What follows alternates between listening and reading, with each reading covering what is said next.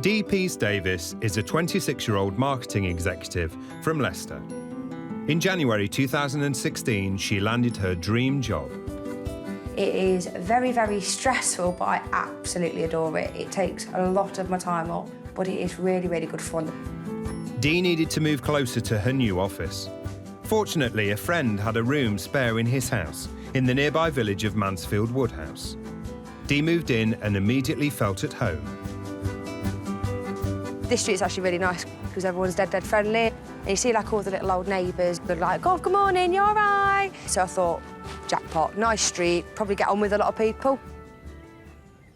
Happily settled, Dee was delighted to meet her new next-door neighbour. She came out of her house, she introduced herself, just said, oh, are you moving in? Just kind of like nice little meet and greet sort of thing. She seemed actually all right. I thought I had an all right neighbour, so I thought pretty cool. But before long, Dee started to notice the noise from next door. In fact, she couldn't escape it. The music I can hear in all rooms. You could hear it in the living room, you can hear it in the kitchen, you can hear it from my bedroom, you can hear it from my housemate's bedroom. Dee felt her neighbour was playing the music too loud and too late. And one night, driven to distraction, she decided to have a word. So I just went to the front door and just knocked on the door and said, look, do you mind turning it down? I want to go to bed now, it's getting a bit late. Oh, yeah, babe, no problem. Sorry about that, I didn't even realise. I went, oh, it's all right, chicken, don't worry about it. I know you like music, but I just need to go to bed, I'm knackered. And shut the door friendly, and that was it. But Dee's neighbourly chat about the noise didn't put an end to the loud music. She claims the music's disruption became even worse. It started getting louder and louder and louder. People had parties and whatever, you know, you get that. But then it was consistently from the morning at 7 o'clock in the morning till getting to 10 o'clock at night, 11 o'clock at night, 12 o'clock at night. On and off, half-an-hour bursts, but at night time it was a constant. But it wasn't just music which disturbed Dee. When her neighbour's boyfriend came to visit, the noise levels went through the roof. I started hearing the arguments between them. He started off just shouting at each other, then he'd storm off. But as the times progressed, it started loud music or shouting. It disrupted my sleep. It's disrupting my life at this point because you're waiting for that music. I am fed up, I'm tired, and I'm pissed off. I just wanted to stop. After weeks of putting up with the noise from next door, Dee's patience finally ran out late one night. She went to confront her neighbour about the loud music. When I got to the door and I could hear the music and I could hear two people talking inside, so I just knocked on the door, just like... She opened the door and I heard that dad from next door again complaining about music. And then I just went, can you please turn the music down? I've got work in the morning, please turn it down. Shut off, for sake, and just slammed the door in my face. So I kind of like took a step back and was like, whoa, what's gone off here? And then just walked back into my house because I just like, got shocked by it, to be honest with you. And then just tried to get back to sleep, but the music was still going. Dee says she complained 4 times, but the music got worse over the following weeks. It is literally constant boom, boom, boom, boom, boom, boom, boom, boom, boom, boom, boom, over and over and over again. We'd had an island in the middle of the kitchen and the mug's vibrating because of the bass on it. It was getting that loud, you just can't concentrate on anything. You're sitting on tenterhooks the whole bloody time, waiting for the same CD to go on and on and on and on and on again. We put these allegations to the neighbour. She denies she could even play music loudly. The only stereo I contain in my house is a little pig thing. It can play loud if you tried it. It's got no bass to it. It's a little kid stereo. It's like, really? And that's the only stereo I've got. But Dee insisted the music was destroying her life and recorded it on her mobile. The 8th, it still continues. This is 3 hours in. It is now 10 to 8 at night. It's outside my bedroom window.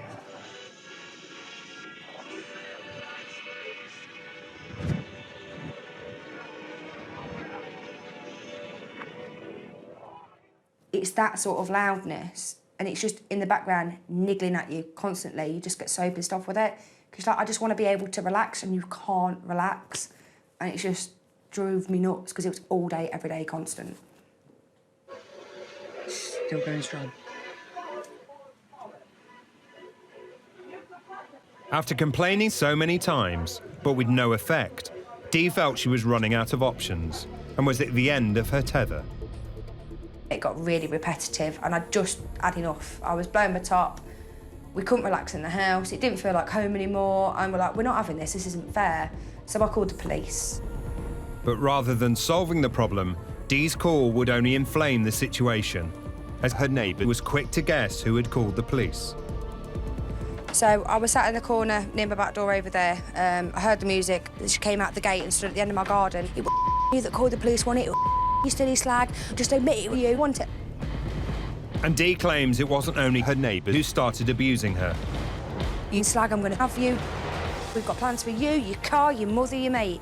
We've got plans for you, don't you worry. I was like, whoa, just leave me alone. I don't want to talk to you. I'm not, like, get off my property or I'm calling the police. And she just didn't. She just carried on and carried on and carried on.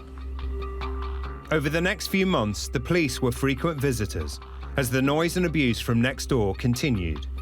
But her neighbour claims that neither she nor her partner did anything wrong and that they are the victims.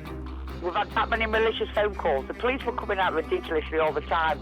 And not once have I been charged with anything or cautioned with anything. Her neighbour has a theory about why Dee had a problem with her and her partner. Since these neighbours have moved in on the street, it's been nothing but problems. It's a very close community. Everybody gets on and everybody knows everybody. You know, these people, they're not from Woodhouse.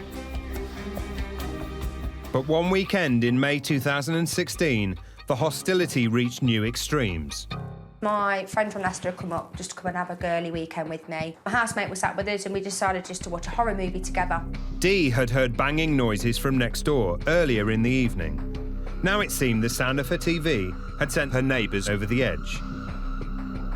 It was about 11:30 at night. We heard the front door go and he's screaming on the streets, I'm gonna kill her, I'm gonna get her head off. That's when he went like, gosh, I'm gonna kill her, I'm gonna have her. Then he slammed the door down, which I can understand is in anger, but then he was trying to get in, going, I'm gonna kill her, and was trying to get in the house. There was no mistake in it.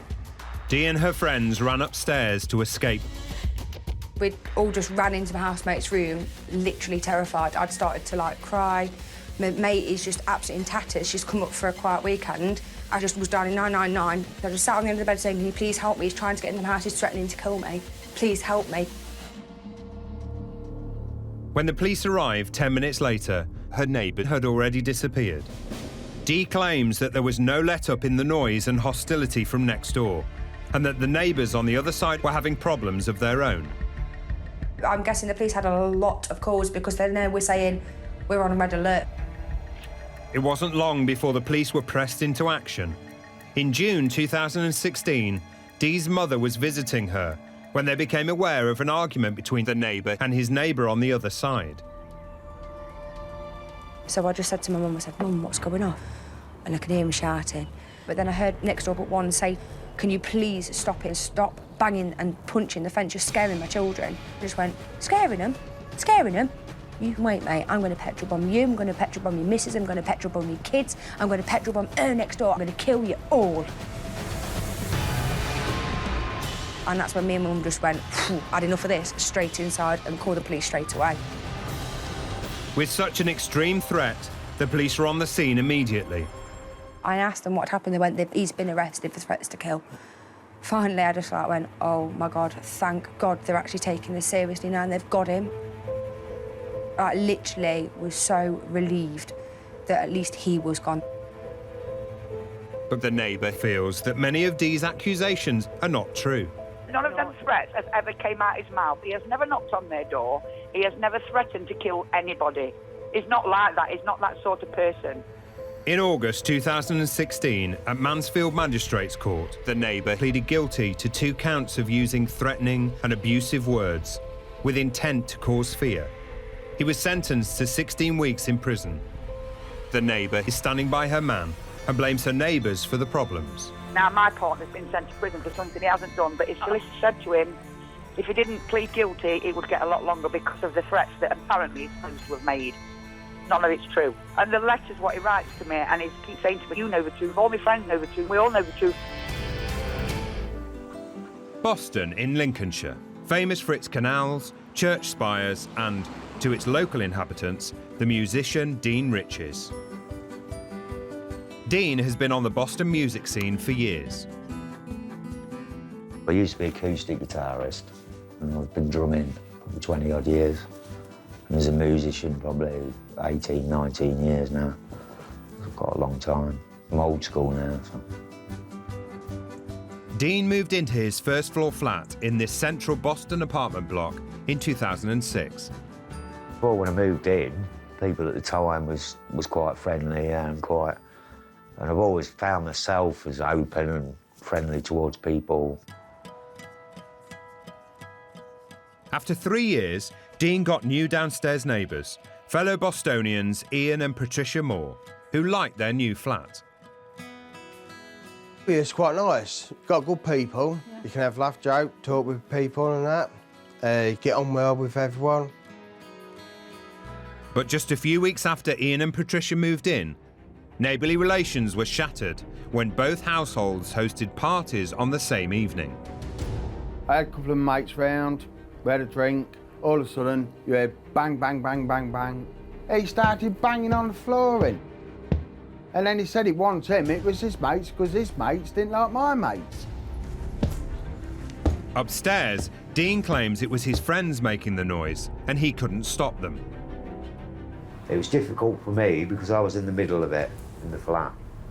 I think they held a boost at them outside or in the flat.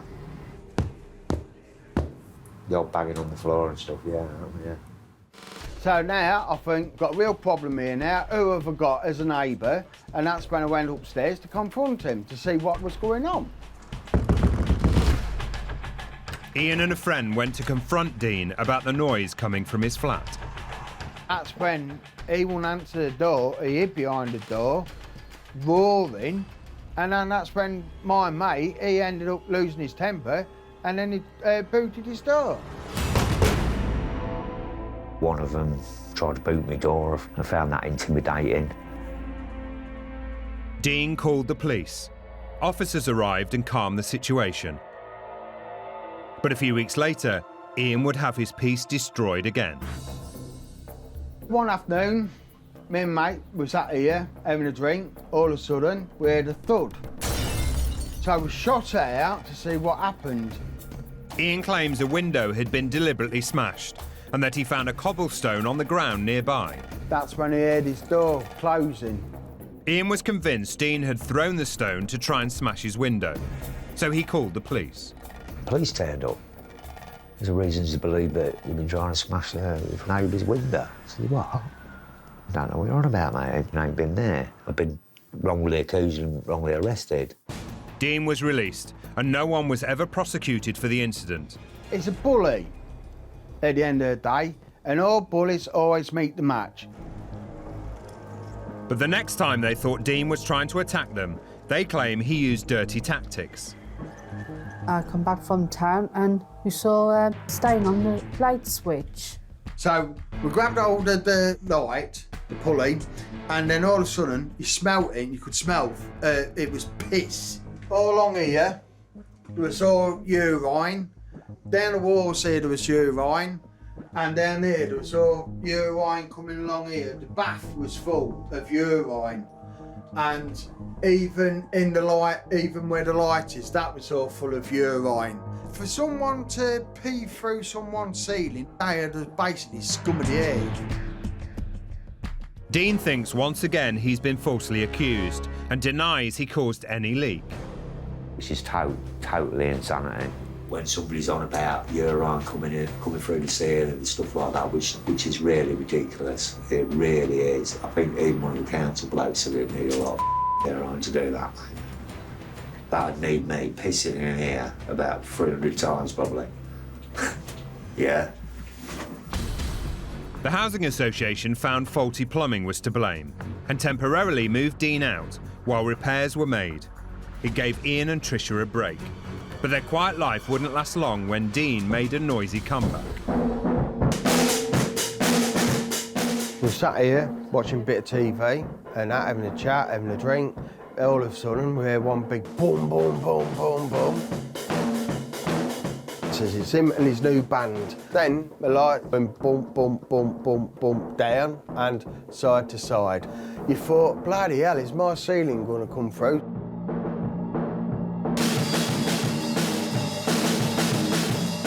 5 days on the trot, it was all that noise. Dean had formed a band, and for nearly a week, his first floor flat was their rehearsal HQ. And we will admit, it was a bit loud. Sometimes you're unaware of noise going on. So I do have problems with my ears, and the amp was a bit overly loud, but we weren't doing it deliberate to be Nightmare Neighbours or anything. It's like a little kid, really, isn't it, in one way. At the end of the day, it's a flat, not a studio. Ian had had enough, and with other residents also annoyed this time, he complained to the Housing Association, who advised Dean to stop playing with his band in the flat. But Ian still isn't happy. But the music and that, and this band, it's still continued, and it's never been resolved. The neighbours have reached a stalemate. They basically don't want me here, and that's how I feel with them. He walks around town thinking, oh, I'm a big rock star, when at the end of the day, he's just an arsehole. Dean feels trapped by the situation. I thought about moving.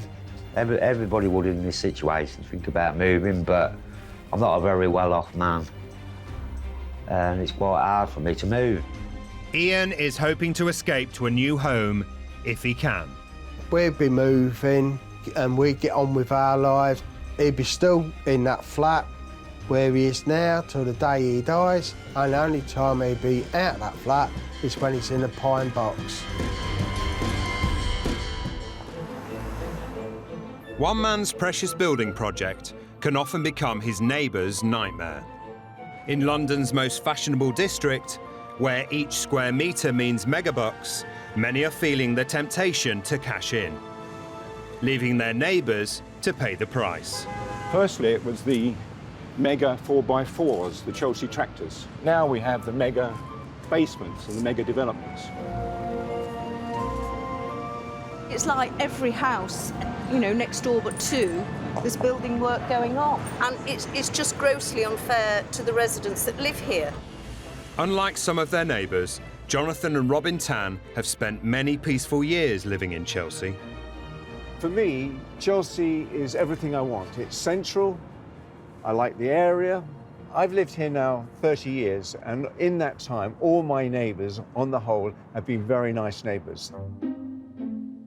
This is my favourite room of the house. This is our dining room and our sitting room, and it's just such a bright room with these big windows. We just love to entertain here and just love to relax here. A tranquil home environment is especially important to the couple because dentist Jonathan sees his patients on the ground floor. I just love this garden. It's a good enough size for me to maintain, and I love the fact that it's not just myself who gets to enjoy it, but every day, you know, I've got about 20 patients who get to see it. That's not everybody's pleasurable thing to go to the dentist, but to look at a nice garden, you know, kind of, you say, lessens the blow. And everything was ticking along nicely when, 5 years ago, new neighbours moved in next door. I opened the door and he was buying next door, and he wanted to know a few things about the house. I told him a few things about it, and he seemed a very nice chap. For a while, the Tans got on well with their new neighbours. But after 2 years, the Tans say the relationship cooled, all because of a magnolia tree in the garden.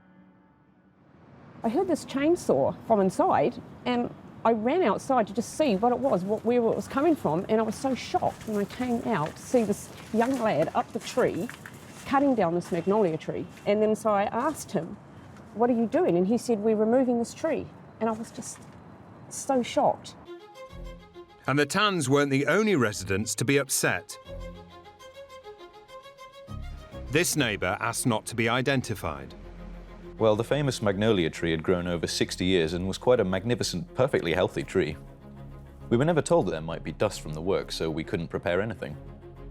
Not only was he cutting it down, but all his tree was coming into my garden. We just planted new plants here, and there was no apology at all. Through his solicitor, their neighbour told us he lawfully removed his own tree to prevent it damaging the Tans' rear building extension. But a few months later, there was more activity in his back garden.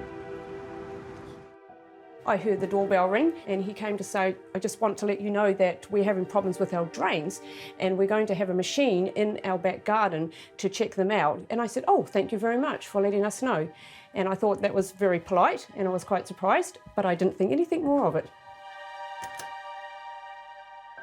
So a few days later, I was just sitting here working and then I started to hear this really loud noise in the back garden. So I thought, I'm going to go out and just check what's going on out there.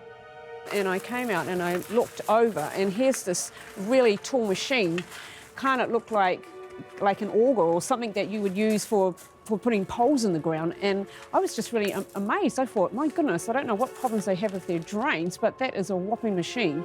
It was not until 5 months later that the Tans and other neighbours discovered big plans for his garden.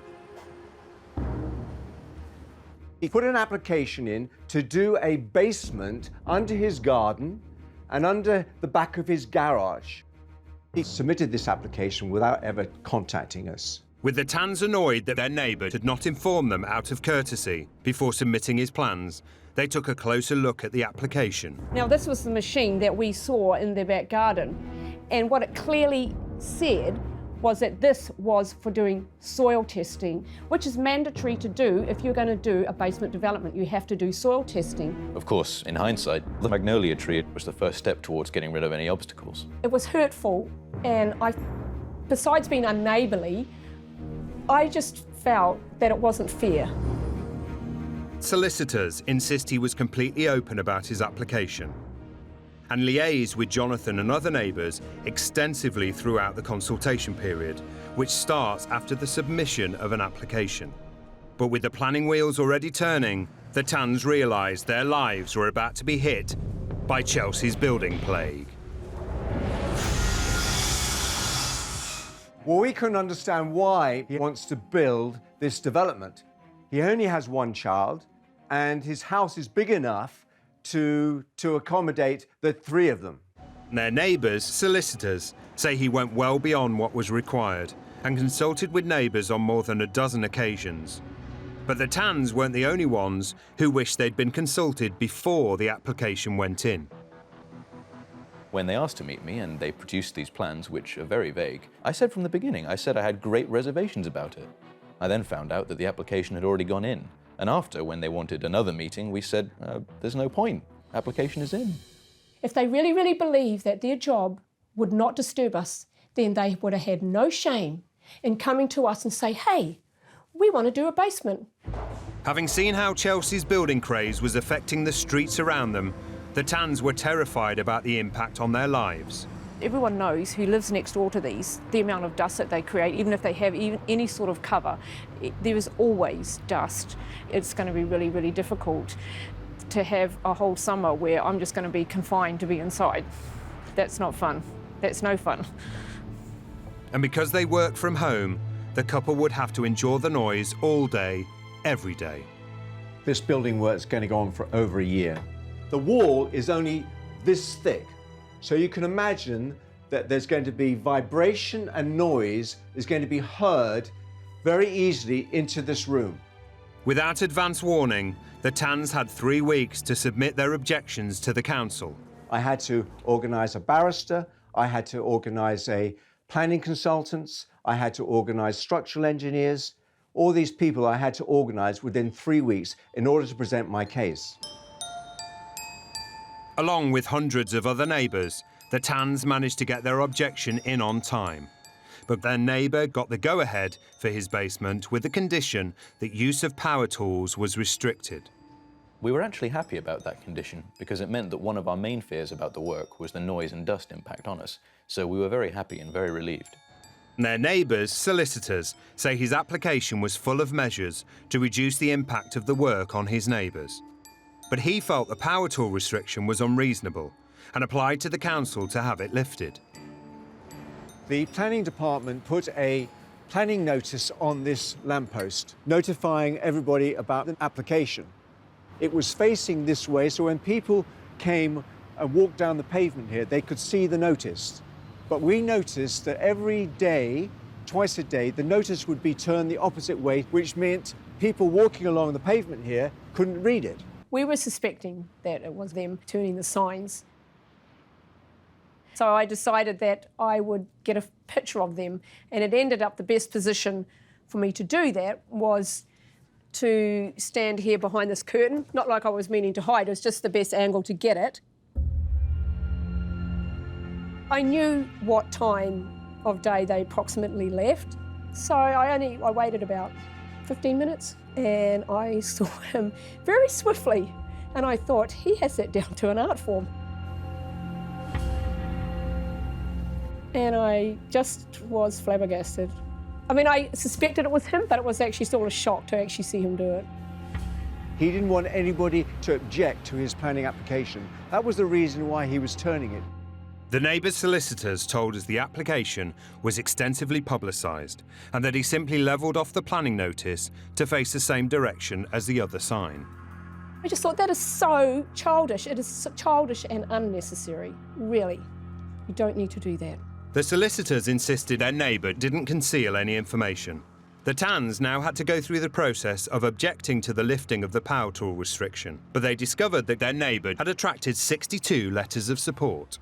So we were checking on the council website, and then I started to notice that the support letters started appearing. You would normally, for support to a basement development, get 1 or 2, maybe 5 as a max, and they were really strange. Some of them had half a postcode, and I thought that was really unusual. And it wasn't just the number of support letters that rung alarm bells for the Tans. One particularly stood out to me, a person who called themselves Joey Britton. I am an oral hygienist working next to the construction work for Crossrail. Not once did a patient complain about the works, and we have not had needles breaking in the mouths of patients and drills being knocked in mouths due to the works. So who is Joey Britton, and where did Joey Britton come from? On the General Dental Council website, this Joey Britton does not exist. Despite the Tans' suspicions, their neighbours' solicitors said that the public planning process attracted letters for and against the application. Their neighbour had no association with anyone who had sent letters. In January 2016, the power tool restriction was removed by the council on technical legal grounds. This dispute's now been going on for 2 years. For us, it's been a nightmare. We're totally worn out by it. As well as that, it's cost me probably, at the moment, up to £30,000. I don't want to be selfish. I want to say, yes, I don't have a problem with people making money, but if you're doing it that is detrimental to other people, then yes, I do have a question about it. For now, the street is quiet, but for the Tans, the peace may soon be over. Finton-on-Sea by the Essex coast. With little over 2,000 households, it's a peaceful place. And just what Bob Clough was looking for in his later years. I wanted somewhere that was quiet, not too many youngsters about, people of my own sort of age. I came and viewed this place and I liked it straight away. As the new man on the block, Bob was in his element. And even fresh friendship wasn't far away, in the shape of neighbour Michael Last. I hadn't been here very long and he introduced himself to me, and we seemed to have a common sort of liking for old cars, classics and things like that. We sort of got friendly, and he used to come over here, I don't know, probably once a month, and we'd sit out here for a couple of hours and have a beer or a glass of juice and just reminisce on old times and things like that. I'd say he was average looking, reasonably smartly dressed, fairly well spoken, and he just seemed a really nice guy. But he didn't seem to have many friends here, and nobody talked to him, because you know he said, I've been to prison. So I said, no, what was that for? He said, I was involved with the Cray twins. I got sent to prison for a firearms offence. I didn't quite believe him. Although Bob was dubious about his new friend's gangster connections, his past did hold a sinister secret that would soon come to light. All would be revealed one afternoon as Michael's 86-year-old next-door neighbour Nellie was preparing food in her kitchen. The first that I'd heard about Nellie was the police knocked on my door the following day. I was shocked when I opened the door and there was a policeman there, and he said there'd been an incident where Michael had exposed himself. I just felt disgusted. I didn't really understand that he was capable of doing something like that. He didn't appear to be that sort of person. And I was annoyed for being taken in by him. Wanting to find out more, Bob headed over to Nellie's house. We're in Nellie's kitchen now. Nellie was at the sink here, and she looked up and saw Michael, head and shoulders only, or like waist up, in the window, just there. And he was standing on a chair with no clothes on. The fence is, I would say, 4'6". If you were to stand on a chair, you would definitely get your genitals above the fence.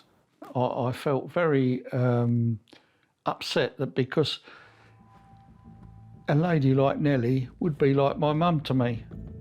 Nellie was too upset to talk about the incident publicly and refused to give a statement to the police, so no charges were brought.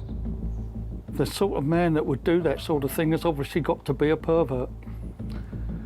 Bob soon discovered that this was not the first act of indecency Michael Last had committed. Shirley Francis's garden backs onto his, and 7 years prior, she had also been a victim of her neighbour's lewd behaviour. The day Michael came to my attention, it was night time. We needed a blanket from the spare bedroom. As I was going up for the blanket, I noticed all these lights on in the back garden behind me. And I couldn't believe what I was seeing. There was Michael standing there, stark naked. He had his penis in one hand, making gestures with that, and waving with his other hand as if to say, "Look at me, look at me." He was obviously excited that he'd got somebody's attention. We had a policeman and a police lady come round to take statements, and then they went round to see Michael. And he admitted it straight away, but proudly told the police lady, "Isn't it good that I can still get such a big erection and can do all this?" He wasn't ashamed or remorseful. He was proud. I was paranoid. I wouldn't go into the rooms at the back of the house upstairs for a long time, which isn't easy because one of them is my bathroom. And although he was 40 foot away at the time, he could have been 5 or 6 foot away, the way it made me feel. It makes my heart go, just thinking about it. My immediate reaction was I wanted to get as far away from him as possible. I felt almost ashamed that I'd been witness to this. Michael's history was becoming clear to Bob, and their once firm friendship was over. But when the opportunity arose, his former pal was soon up to his old tricks. Whenever he was on the front of his property, I used to totally ignore him. I think he knew then that I knew all about him. Michael Last's penchant for performing in public had turned Bob and his other neighbours against him. He had his penis in one hand, making gestures with that. I was so shocked. He was standing on a chair with no clothes on. I feel so let down by him, really. Despite the fact that Michael's behaviour had cost him his friendship with Bob, months later, he was at it again. We were putting a curtain rail up in the bedroom. It was a Saturday about 4 o'clock in the afternoon. Anne's house backs onto Michael's garden. She is asked not to be shown in this programme. Michael started to wave to us, which we just totally ignored. He kept on disappearing into his property and then coming back out again. Each time he came out, he seemed to be wearing less clothes. He just kept going on and then started to play with himself. I think my husband went downstairs and phoned Bob. He said to me, "The pervert's performing again. I don't know what to do." And I said, best thing we can do is call the police. I said, but I'll come round with my camera and we'll try and get some evidence on film. I looked through the Venetian blinds and I could see Michael in the garden. I got the camera out, took a few photos, He was absolutely stark naked, masturbating. He also at one stage put on a white shirt and took it off and made hand gestures to me to remove my top. He's actually standing there performing an indecent act. I said, we got him now, Anne. I said, he won't get away with this now. With the charge of indecent exposure and photographs of the offence supplied to the police, Last pleaded guilty. The court heard he had a history of exposing himself when he was drunk. He was sentenced to a 3-year community rehabilitation order, a 3-year supervision order, and fined £1,200. I felt disappointed that having got the evidence, he wasn't given a term in prison. Michael's sentence, I thought, was very lenient. Basically, they've just slapped him on the wrist and put him back into society for society to police him again. The judge said that he must be allowed to come back to his own home, that he was only going to decorate, do it up a bit and then put it on the market to sell. The neighbours hoped that peace would return to their seaside community, but the judge allowed Michael to return to Finton. Anne phoned me. Bob, she said, he's performing again, I don't know what to do. I said, oh, don't worry, I'll phone the police. I said, and like, they'll come straight round to you. I had walked up into the bedroom to use the computer and all the curtains were open. He pulled all the curtains back, took the net curtains down and was standing on a chair. His head was very high up in the window so that his genitals could be seen. I found his actions quite disgusting and didn't really want to look, so once the police arrived, I just walked away. He was masturbating in front of the 2 police officers and they immediately went round there and arrested him. This time, Michael Last received a 15-month prison sentence. And what came to light was that his history of indecent exposure could be traced back over 4 decades. It wasn't until he exposed himself to Anne that we found out that he'd been doing this since 1972. We don't know when he's coming back for certain, but we know that he will be coming back. This was supposed to be our final forever home. If we were to try to put it on the market with the laws of disclosure nowadays, nobody would even consider buying this house with a neighbour like Michael behind. Everybody round here wants to see the back of him. They don't want him here anymore. He's caused so much upset. He is the neighbour from hell. In an ordinary estate in Norwich, the house where Terry Moriarty lives stands out. The statues, they weigh 750 kilos each. They're not going to move. Yeah? Solid. They've grown on me. I think they're a showstopper. They're like, everyone looks. We've had drivers craning their necks to look at the statues where they've nearly hit the island out the front. In 1997, Terry moved in to live with Sheila Carman and her 3 children. The couple bought the council house, and Terry's been busy ever since. This is basically the bathroom. It's a hot tub, steam room, radio, monsoon shower, disco lights, whatever you want to do in it, really. That's your chill-out spot. Another quirky little thing. Another thing like off the wall. As well as improving his home environment, Terry considers himself a force for good in his local community. Terry will support anyone that will get up and work, but those that won't help themselves, I won't help. So in 2003, when new neighbour Shirley Drake, known as Fred, moved in, there was no reason to expect relations would be anything but neighbourly. And Fred told us on the phone that Terry even helped her set up house. Yeah, come to his house, then he let me have wardrobe and drawers as well. Everything was fine for a few years.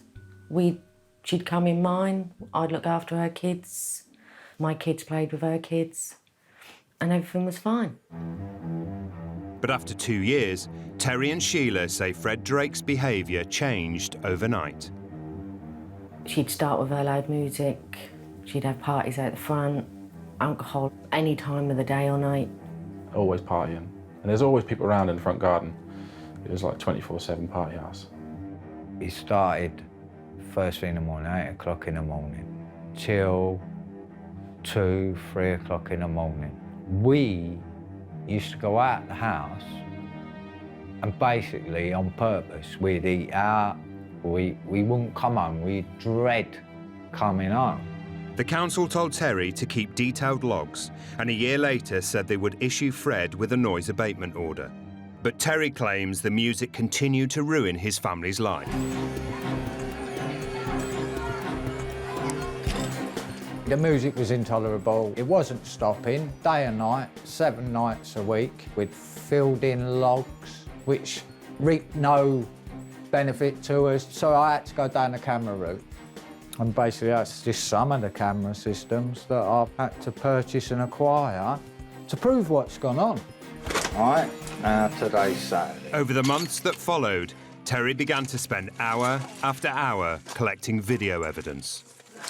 It's gone all day again. That's Friday to Sunday, yeah? How much do you want?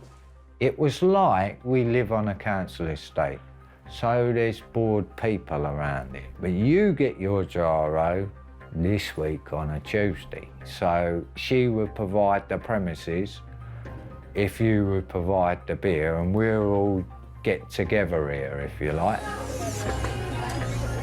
But Fred Drake says she wasn't the only one causing a disturbance on the street. So he played music as much as you did? Yeah. And she claims she was the real victim of noise nuisance. I've had moments where we've like been banging and drilling and messing from like 9, 10 o'clock at night. It's an idiot. You can't grow up. But Terry's stepson Michael says the racket even drove him to spend longer hours at school. When you're doing your GCSEs and stuff and you have to study in your bedroom and you listen to loud music all the time, you've got to concentrate and try and memorise bits and bobs for exams like you got the next day, it was hard to concentrate, hence why most of my revision was done at school. How could they study? Got boom, boom, boom through the wall till 2 o'clock in the morning. Terry and Sheila say they even told Fred Drake about the filming in the hope that it would deter her. I said, look, Fred, I'm recording you now. This has got to stop. She walked straight out the house, you're a paedophile. Because I've got cameras on my house and I'm watching her kids. He claims that you called him a paedophile? No, he's a fan. Oh, man, what needs to grow up? I just think this little boy would be a fan. When we brought her in and showed her the cameras and all that, and we told her that we're not putting up with the noise from the music and everything like that, the next day, wham, music up full blast, it didn't bother her at all. Here we go again.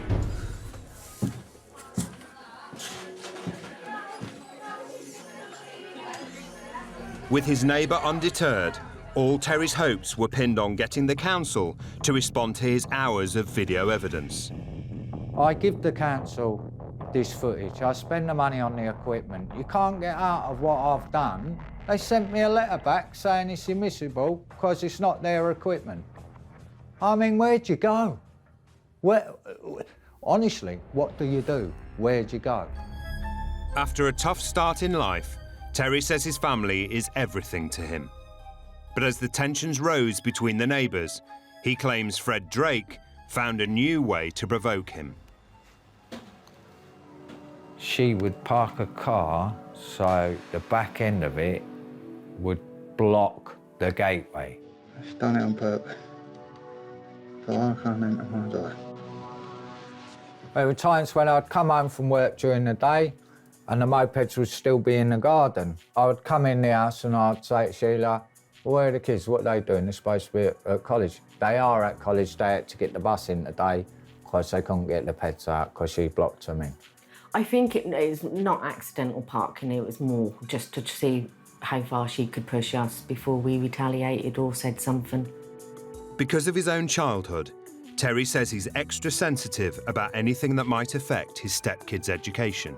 To pick on me, because I put cameras up and all that, direct your anger, direct your frustration, everything at me, that's fine, I can handle it. But When you start doing it to me kids, that's a different story.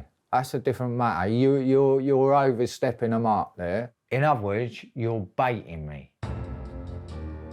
Terry admits that he began to park his own van in a way that would make life awkward for Fred Drake. What's good for the goose is good for the gander, yeah?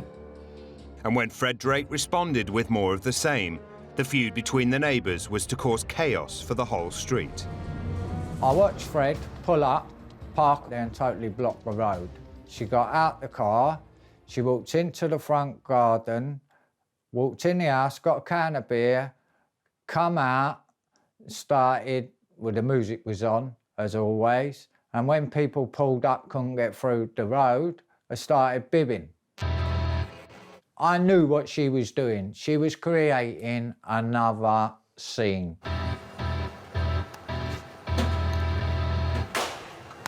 Basically, I rang the police, grabbed my video camera, and just went outside like this.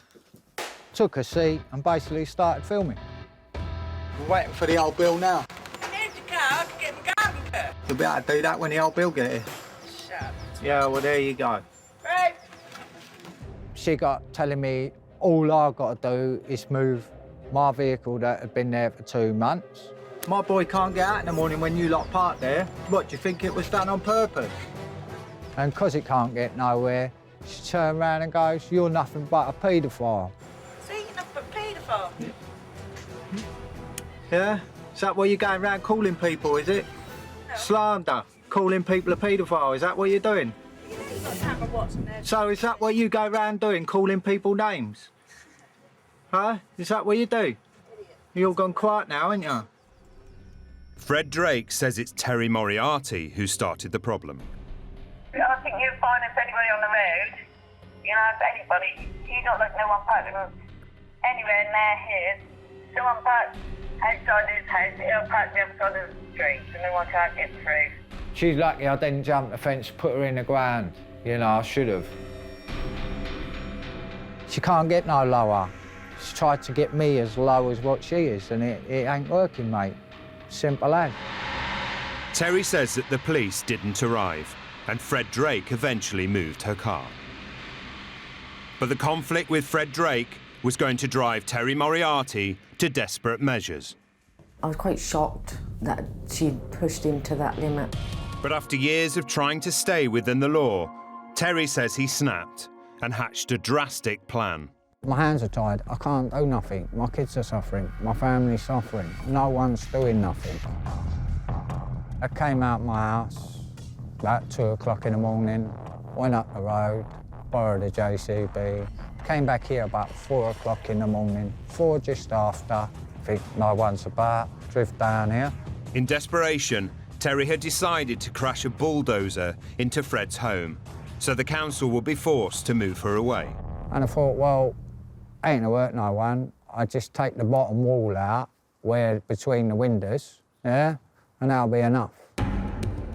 And obviously me morals, everything, the adjustability about it, it's all hitting me as it's getting closer. But Terry says that as he approached Fred's house, he was spotted. As I got to about here, I see a neighbour come out from his house, 4 o'clock in the morning, just gone, wasn't expecting it. It's a witness, potential witness. So I drove off, because if I was going to do it, I'm not getting caught for it, you know? I was quite shocked that she'd pushed him to that limit. I was like, no, we can't go down that route. We need to do the proper route, doing the logs and things like that. But to this day, we're still doing logs. I should have just done it, got it over and done with, you know? Because look, she ain't stopped to this day. She constantly, for the last 10 years, has constantly gone out her way, has been her sole mission in life, is to attack our family and to make us bite. Fred denies doing anything to provoke him, but in 2009, Terry says he woke in the night to find that a car in the street was on fire. I didn't comprehend any of it. I remember shouting, "Sheila!" I picked up my jeans, put them on like that. I'm getting dressed at the door. Obviously, my head's racing, yeah? I'm linking together what woke me up. Got to the front door. I unlocked the front door and I just opened it this far. I basically said, "What are you doing?" Her partner turned around and said to me, "I know you had something to do with that." I said, "Oh, get a life." Terry says that shortly afterwards, he overheard Fred Drake talking to the police who had arrived at the scene. So she turned round and said to the traffic officer, "I saw my neighbour set fire to that car." Did you set alight to their car? No. Have I ever done anything to them, attacked them in any way, shape or form? No. Despite his denials, Terry was arrested, although eventually released without charge. But Fred Drake stands by what she told the police. Yes, I saw him. I was on the phone, fast gate, and I was watching him when I went back there. And then when the police come, he comes to the front door with codeines on. I said, "I got one out." With the feud now running for well over a decade and growing ever more bitter, neither Terry Moriarty nor Fred Drake seem able to let it go. I don't give a shit. I actually do not give a shit about him. He tried, but he'll never succeed. They live in a pond, a stagnant pond of self-pity, of that they're happy to live their life in that dirty water, because they're happy to live their life living off others, putting others down that actually progress, to try and stop them progressing, and they just keep swimming around in it. Carl Mills and his partner Karen Price were looking forward to their new life in this 3-bedroom house on the outskirts of Bolton with their 4 children, Stephen, Daniel, Ryan and Katie. One of my friends said it's a lovely street to live in, and you really are lucky to get into this street because it's so quiet and it's so friendly. Had nice play areas for the kids. All these neighbours all around here are very, very nice. And not long after moving in, they met their next-door neighbour. First time I met, I thought, yeah, seems all right, very nice. She's a very, very, very friendly old lady. And their neighbour seemed keen to help the family settle in. It sounds silly what I'm going to say to you now. And she decided off her own back, we didn't ask her or anything like that, that she wanted to make me children's tea on a Saturday. I said, yeah, you can do, thinking it was this one-off. But one Saturday soon became many Saturdays. After a bit, I thought, well, this isn't right. We're a family. It's summertime. We want to take my children to the park. We want to be out all day on a Saturday. I don't want to come home. She actually phones up. Your tea's ready? And she said it quiet. I can explain it quiet. As if she was angry. I'm sorry, I says, but we've been out. She said, it's gone cold now. It's gone cold now. For the Mills, their neighbour was getting too personal. It's just questions that you just won't ask anybody. What wages are you on, or the holidays, and, you know, prying into like your financial side of it. Feeling their neighbour was becoming intrusive, the Mills tried to distance themselves from her and were looking forward to a family Christmas when they heard a knock at the door. I didn't know who it was, so I came to answer it. She had 2 sacks of big presents. I goes, oh no. I was serious? And she was, yeah, she was, hide them quick before the kids see them. So obviously I just come straight in, and then she toddled off on her way before I even had the chance to say thank you.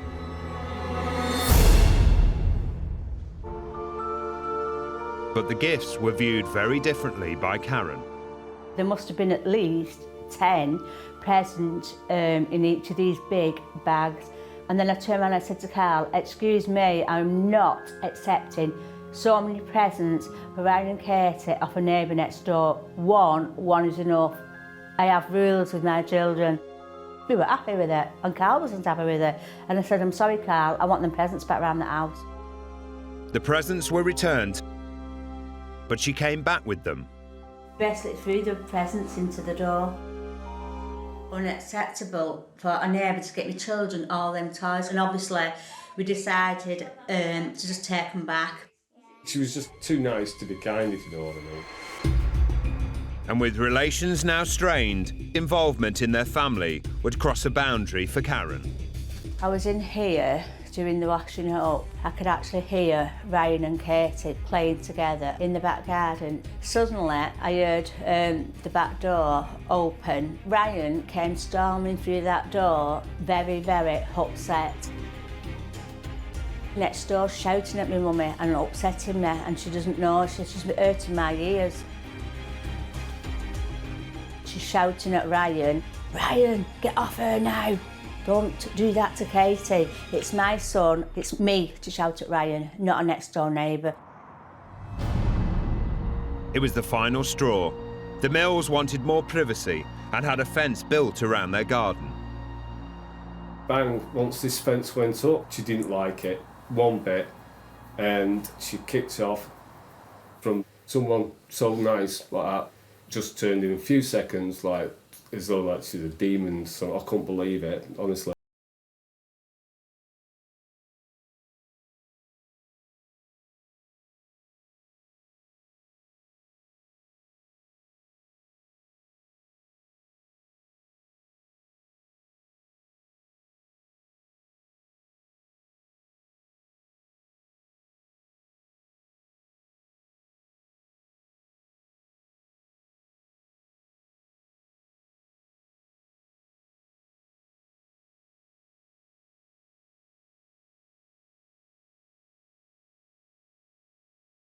These allegations that you just can't live with this certain situation over your head.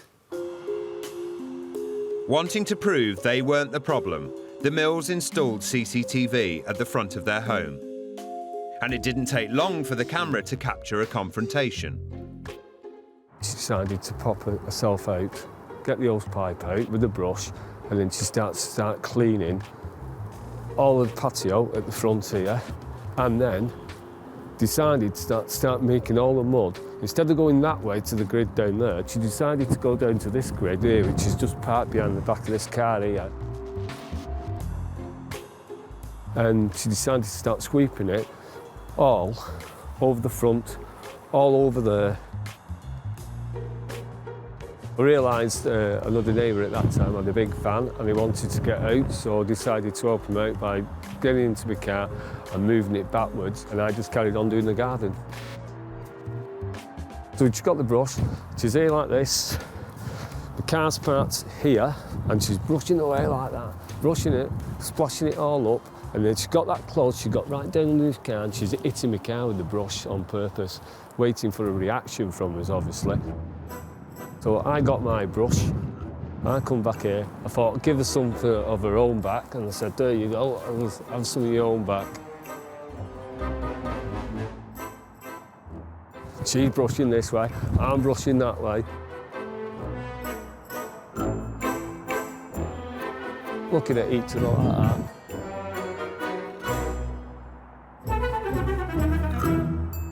She was just actually determined that she's just not having it at all whatsoever, and then she just carried on doing it. So I just left her to it and then just walked away. Their neighbour declined to take part in this programme. And with relations between her and the Mills at an all-time low, Karen and Carl have had enough. We made the decision to terminate the tenancy and just move away from it and just go, because the situation's not going to change. It's not going to get any further, any better. We feel very, very hungry indeed, because we feel, and definitely, we are the victims of it all. When former beautician Marilyn Bell moved to Stockport, she was hoping to build a new life for herself. This is where I live, the social housing for the over 55s. I call it God's waiting room for the old people that live in there. Marilyn bonded straight away with her neighbour in the block. My immediate neighbour was seemingly a very nice lady, kept herself well, and we formed a very nice friendship, to be honest. But their friendship would be shattered by visits from the neighbour's 58-year-old son, who had a stormy relationship with his mother. The arguments would keep me awake at night. I'd be worried, pleading with his mum, Mum, don't throw me out. And then his mother screaming, get out, get out. He then would take his mum's Zimmer frame and leave her with nothing. It became unbearable. The arguments would get worse, and Marilyn felt she could no longer ignore her next-door neighbour's distress and had to intervene to save her friend. I could hear things smashed against the wall there, and I could hear shouting, Marilyn, get him out of here. As they opened the door, there's his mother shaking on a Zimmer frame.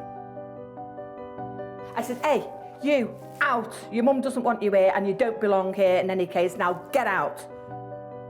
Marilyn gladly got rid of her neighbour's troublesome son. But within days, she was caught between mother and son once again. I heard shouting, Ma'am, let me in. Then started shouting my name. Then the buzzers started going, what do you want? Buzz your mother and don't buzz here again. Otherwise the police will be called. I've had enough of all of this. This is constant. This is all hours of day and night. Like the arguments, like everything. Marilyn decided the best way to help was to start gathering evidence of visits.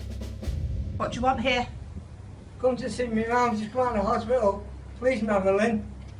You're not allowed in there. I am. And believing she was doing the right thing for her neighbour, Marilyn called the police. They used to remove him, kicking and screaming, which I found very distressing to hear. In 4 months, she called the police out 37 times. There's him going. Apparently the coppers are taking him, but I'll be honest, I anticipate that he won't stay away for long. Marilyn's mission started to become an obsession. It overtook my life. It was the only conversation I would have. It seemed to be that I was policing this particular corridor, let's call it. But after a while, Marilyn realised she was fighting the battle alone. She started to cover for him and say there was nothing wrong with her son and started to support him. And in November 2014, Marilyn would find her actions were no longer welcome. There was a time when they'd come and made a nuisance of himself at the door. He had his mum's wheelie Zimmer frame. I heard shouting from down the hallway and saying, get me purse, get me purse out of me trolley. So I grabbed the purse out, took the purse back. I said, yeah, love, here's your purse. And with that, she just slapped me across the face and then said, would I leave her son alone and stop causing problems? Marilyn had believed she was helping, but it appeared she'd gone too far. For her own sake, Marilyn was still determined to end his visits to his mother. I started to perceive that they were acting out a drama that they were quite happy to live in and making it hell for me here. In March 2015, because of Marilyn's complaints, a court banned him from visiting the block. But he kept coming back and was given a 28-day jail sentence for breaching the injunction. On his release, Marilyn still couldn't get any peace. The buzzer went, must be my daughter. So I got up and went to the intercom. I couldn't believe it. He's back. He was back. Marilyn called the police and he was taken away. Where am I away? Just outside. Until you sort it out? Yes, go on. Over the next 7 months, he was imprisoned 4 more times for breaching the injunction. Go. But by now, Marilyn had made her former friend next door into an enemy, as she found out the next day. And all of a sudden I could hear this loud banging on the wall. I thought, what the hell's that? So came in here, and then I could hear screaming and shouting, you bitch, I'm gonna get you. She'd gone crazy. It was Marilyn's turn to receive a visit from the police. I saw her on a Zimmer frame talking to the police, or let's say pointing her finger towards me saying, there's the bitch, there's the bitch, there she is, get her. I was absolutely flabbergasted. And the police officer came in around about half an hour later and asked me what was my problem. And then requested that I don't retaliate. But angry confrontations continued. And after another argument earlier in the day, Marilyn arrived home to find the police waiting for her. And he said, you've been ballooning off at your neighbours and causing a breach of peace. And this policeman then whistled his colleague, get her. Next thing you know, I was thrown in the back of a police van and said they were going to take me down to the station. Marilyn was released without charges. The son continued to visit his mother, breaking the court order banning him from the block again. And in March 2016, he was sentenced to a year in prison. But Marilyn thinks he will come back on his release, and that there is only one way to end her nightmare. Either I have to go or she and him has to go, because the situation's not going to stop. In 2011, Rebecca Gilbert and Hamza Karabulut moved into a council house in Biddulph in Staffordshire. With 3 children and 1 on the way, their new home was a dream come true. When I first saw the house, we were very, very impressed with it. The garden was massive, it's a lovely looking area, and we thought this would be perfect for us. I grew up not far from here, so when I met Hamza, I decided this would be a lovely place for us to raise our children. I thought it was a brilliant place. Literally gorgeous place. And people are really, genuinely are really nice people. And it wasn't just Rebecca, Hamza and the kids moving in. We have a Rottweiler, we have a Jack Russell, a little puppy. We also have 5 cats, and we've got the 2 rabbits, Lucas and Millie. With a house full of pets and children, Rebecca and Hamza were looking forward to being part of the close-knit community. That's why I've been brought up. Everyone down the street, they have families and friends, and you know, it's just to get on with everybody and help each other, be there for each other. That's what I thought. But a few days after moving in, there was a knock on the door from one of their new neighbours down the street. And she said there was some nasty rumours going around about us and told us to go back to where we come from. We don't belong here. She doesn't want us living here. It did upset me. Yes, it did upset me, because I'd be thinking that this person doesn't even know me, know my personality. And then why does she need to come and tell me we don't belong here? Luckily, the couple felt they already had a good friend on the street. Their next-door neighbour. He was very friendly, and when we told him about it, he said, oh, she's like that, just ignore her. That's what sort of person she was. But not long after the incident, someone in the local community made a complaint about the family. The phone rang one day, I picked it up, and it was from the council. They said that they needed to come round and have a look at the property because they'd been told it was in a bit of a state. They came out and they said, I don't know what they're going on about, because the property is well looked after. It made me look around and think who would be ringing the council, as it was all complete lies. It made me sad that somebody would do that. Rebecca and Hamza began to feel that almost everyone on the street was against them. The only person that seemed to be on their side was next door. One of my boys who was playing bottom of the garden tried to score a basic goal. The other one little and kicked him accidentally, went that direction, hit the fence. In a split second, their only friend seemed to turn against them. He was blinding kids, saying that you shouldn't be playing football in the garden. And he was stood by the wall over there. And then I said to him, is that how you speak to kids? After that point, I don't want to speak to him anymore. I mean, since then, he has changed my attitude to him. And I wish I knew what I'd done. I wish I knew what we'd done, so I could apologise for that. I didn't want to be in the spotlight, and sort of everything happens around you is my fault. Until recently, they thought that at least their next-door neighbour had been on their side. But when Rebecca recorded a conversation between them to discover if he knew who made the allegations against them, she was shocked by what he had to say. I have put your council on four occasions. She come round, knocked on the door, and she said to me, I need to check your house because we've been told by somebody nearby that your house is in a right state. I said to her, I'd love to know how he knows what the inside of my house looks like. No, not the house, the garden. My garden being a state? My garden's never been a state. 26 piles of dog crap. There's dog shit everywhere. I said to the council, this is your turn and get it sorted. Rebecca admits she doesn't always have time to clear up after her dogs immediately, because she's a busy working mum. But she feels that her neighbour then took every opportunity to wind her up. I came outside to put my washing out on the line. I could hear somebody whistling a song. It was Nelly the Elephant. It was coming from over the fence next door.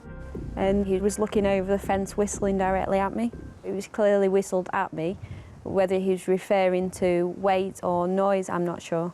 Or when I come out with the children, he's whistling, the animals come 2 by 2. I feel like he's trying to put me down, basically, calling us animals or calling me fat. The complaints and abuse were making the couple feel isolated. But something was about to push Hamza's temper to breaking point. In May 2015, Hamza says he couldn't go shopping because his car had been blocked in by a van belonging to a friend of his neighbour. So I came outside and the visitor's van was parked at this point. The guy the visitor was over there. I asked him to move his van. He's blocking my drive so I can get up. And I could hear behind the van, he was laughing, giggling, looking at me. The guy, I think he was going to move his vehicle, but he didn't let him to do it. So basically we start arguing about it.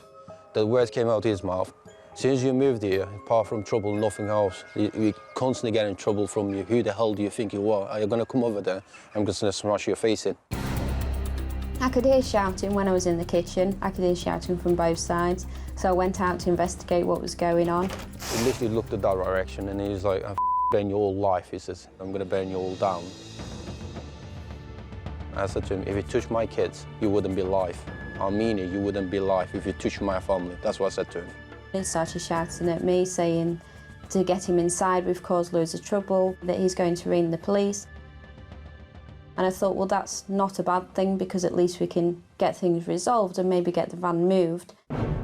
But when the police responded to the call-out, there was an unexpected turn of events. 2 officers, one stood outside, one walked in here, and he says to me, I'm arresting you for threatening to kill.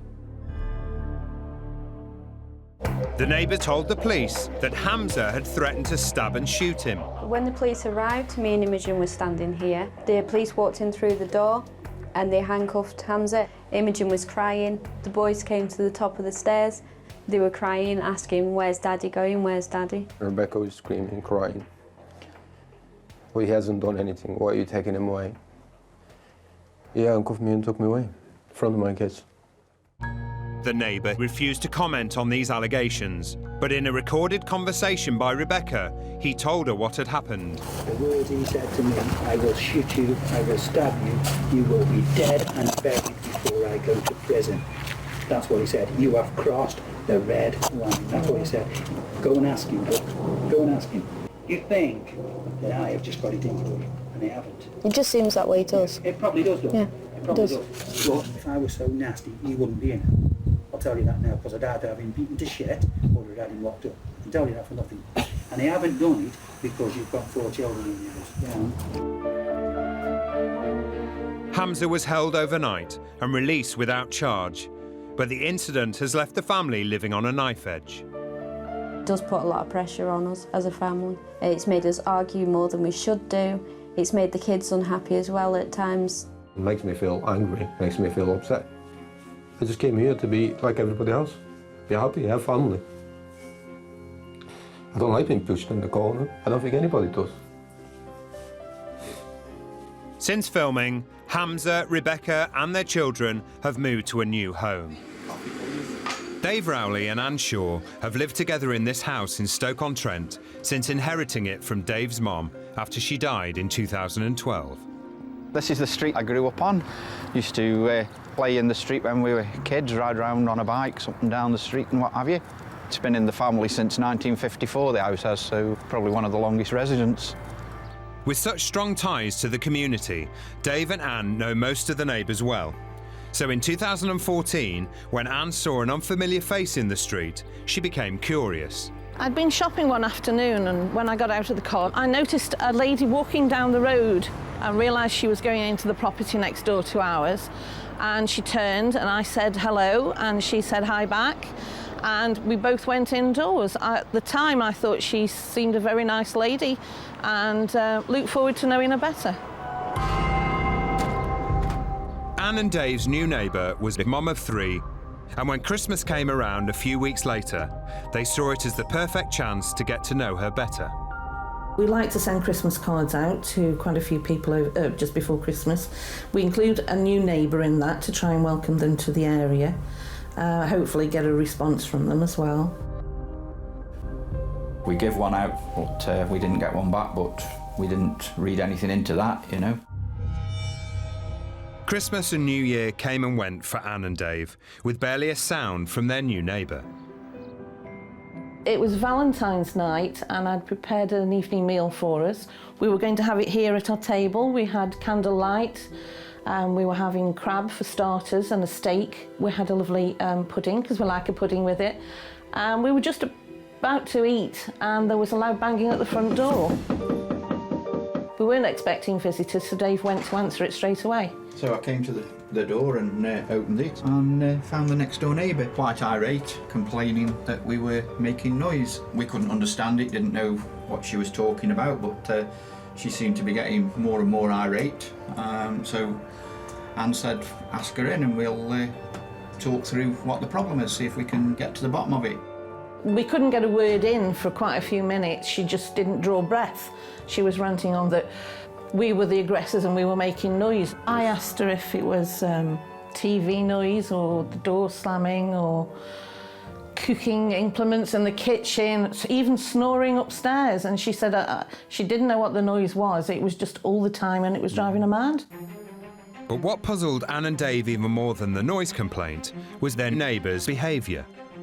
She completely changed tack all of a sudden. She was looking around. She looked down into the kitchen, said that she wanted one like that. Would we swap with her? And we thought, this is crazy. It's just a mad conversation that we were having.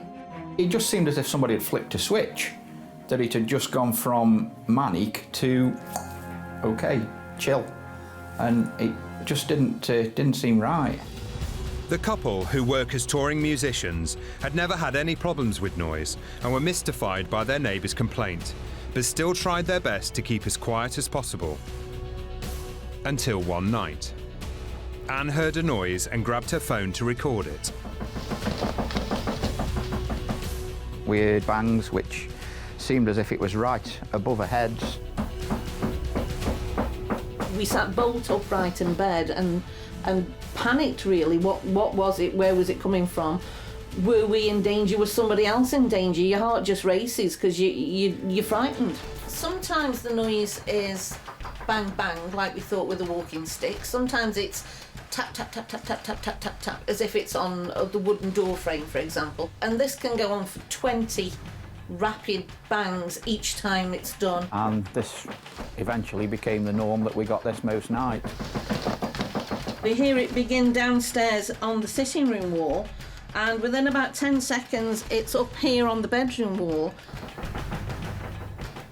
So we think it's 2 people possibly doing it just to a noise in 2 separate places. After 2 weeks of disturbances, Anne wondered if the banging was their neighbour, complaining about something that had annoyed her. You go through the stages. Are we making a noise that's making her retaliate? So you turn your telly down a bit, you close your door a bit quieter, you don't run the washing machine on the tumble dryer of an evening. Anne even worried that nighttime visits to their downstairs toilet were somehow disturbing her neighbour and causing her to react. I persuaded my partner Dave to buy me a portable toilet which we put in the spare bedroom. It's a bit embarrassing really to go to these lengths, but to stop making the noises that she might be complaining about, that's what we had to do. Despite their efforts, the problem just got worse. So Anne took her complaint to the Housing Association, the council and the police, who all told her to keep a noise diary.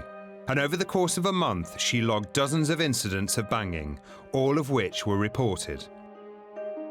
After making at least 30 calls to the police, they asked if they could come to visit us, and they sat on the sofa and looked us in the eye and told us that there was nothing they could do to help us, to please stop phoning them and making calls, and we were just being annoying, basically.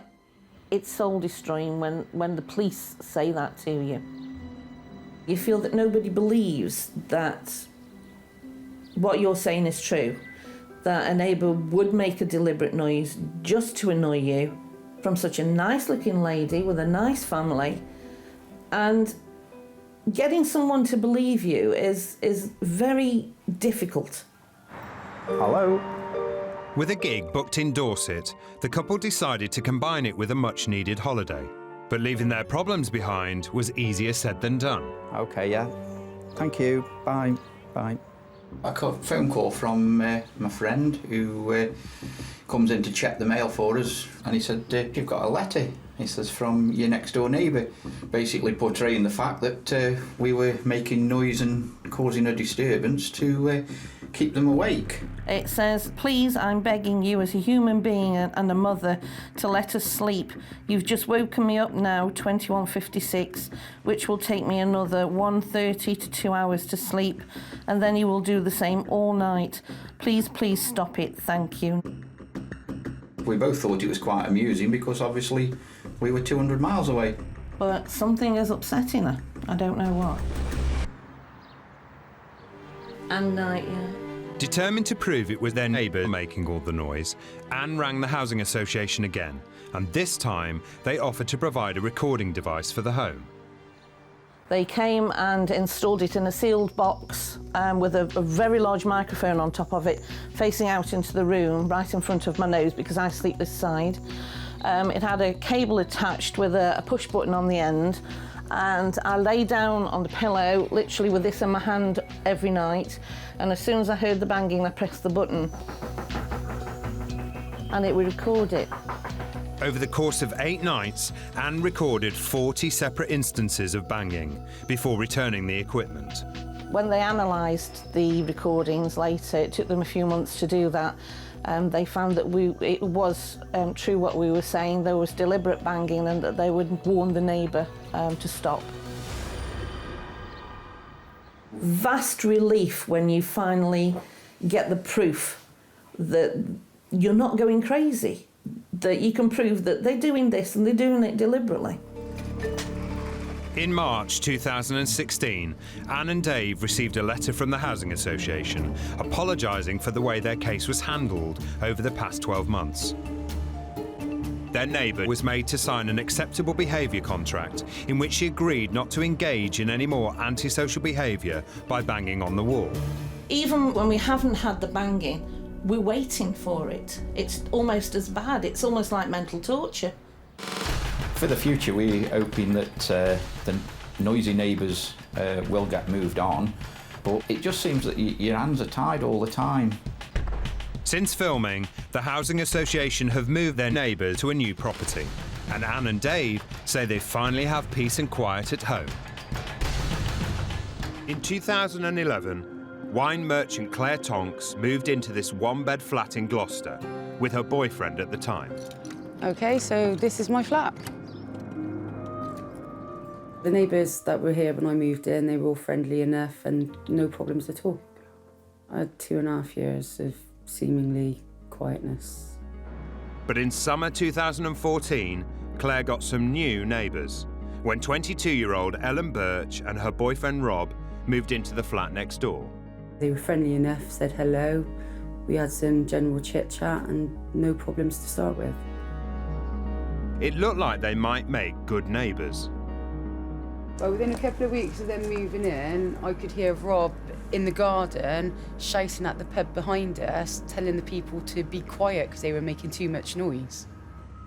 But their love of peace and quiet didn't last long. You are one job! Stop hitting me! Easy! It seemed like the way they communicated with each other was by shouting at each other. Didn't really hear them have a normal conversation like you would with the average Joe. Everything was shouting or swearing, but it wasn't a proper conversation. According to Claire, the rowing went on for several weeks. Yeah, stick up for your dad there! Just shut it! Off your mouth, boy! There were quite a few occasions where I would speak to them and ask them to keep the noise down and, you know, be a bit respectful to us living here. They were always very apologetic and they seemed sincere. But then another hour or two later, it would just start again and we were going through the same cycle. But according to Rob, it wasn't him and Ellen who were the noisy neighbours. Claire and her boyfriend used to make the noise at 5 o'clock in the morning. I used to get up, knock on the door nicely. I didn't answer the door at all to me. I have to shout to tell her to turn the music down from the back garden. But there was something else that was worrying Claire about her neighbours. On numerous occasions, I could see the Birch's cats in the garden. They'd come up to the window, so I could see that they were underfed. So I decided to go out and buy some food because I just felt bad for them. But after having fed the Birch's cats on and off for 3 weeks, Claire got a surprise visit. There was a knock at the door and there was 2 police officers stood there and they'd actually come to talk to me about feeding the cats because neighbours had actually complained that I was doing that. My initial reaction was to laugh because I thought it was really quite silly. And I did inform the officers that I wouldn't be stop feeding them because they were underfed. Did you ever complain to Claire that one of your cats had gone into her flat? No, I didn't. Rob insists he fed his cats properly and denies calling the police. But 6 months later, still worrying about the cats, Claire got some news. Ellen and Rob informed me that Ellen's parents were being evicted from their accommodation. They informed me that they had nowhere else to go and they would be homeless and that they would be moving in temporarily with them until they find somewhere else to live. Go on! Then I found out it not only was it them, it was also her sister Trudy and boyfriend John. So there were 6 of them living next door. And that wasn't all. When I moved in, I had my 5 cats with me, my dog Jacko, 1 budgie and a chinchilla. Right with them, all right? Not me! The arguing was a lot more intense, a lot more angry, a lot more swearing, threats of violence, banging doors, smashing things, and you could hear all of that happening within our flat. Shut up, all of you!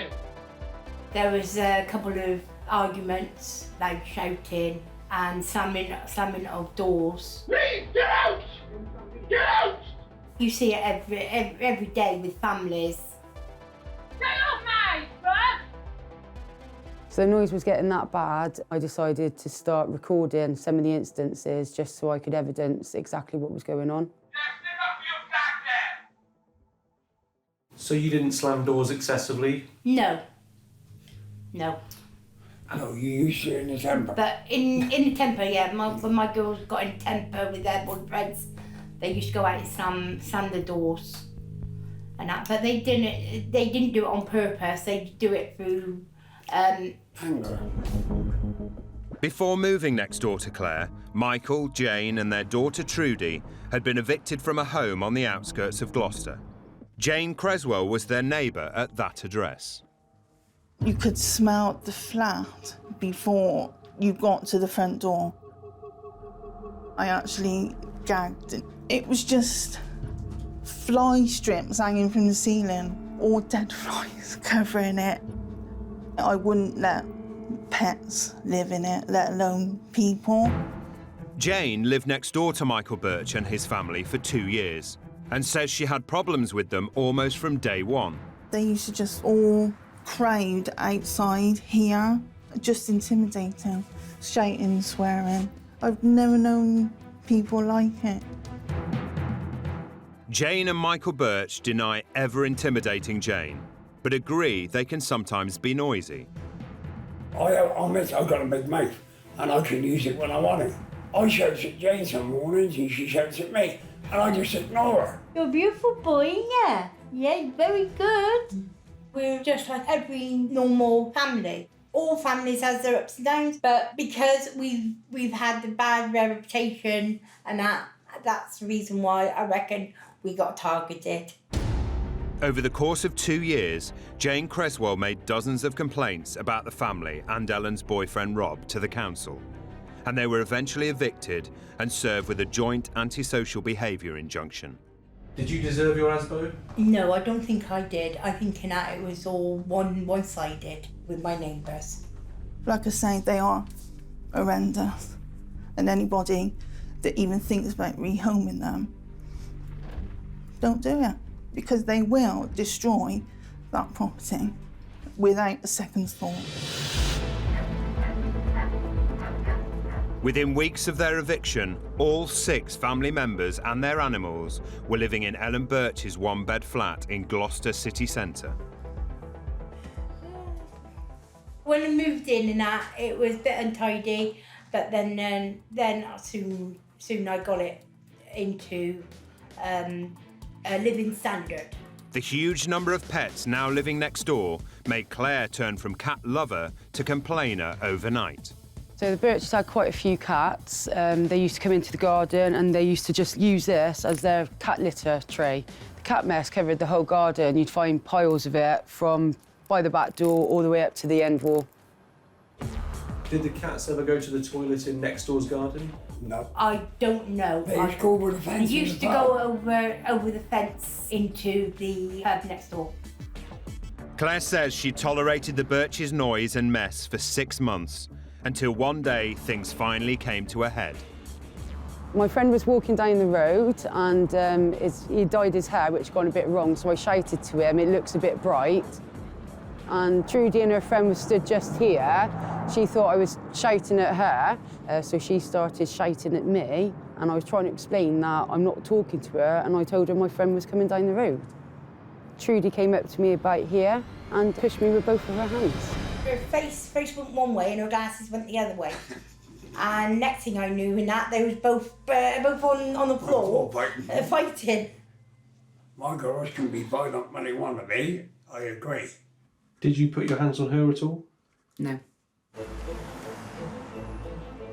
Despite the run-in with Trudy, Claire decided not to involve the police. We started to notice that they were having fires in their garden. It was occasional to start with, but it started becoming a lot more frequent. And then they would start burning not just household rubbish, but toxic rubbish as well. So you'd have like the thick black smoke, which would just come straight through the flat. And yeah, the smell and the smoke was not good at all.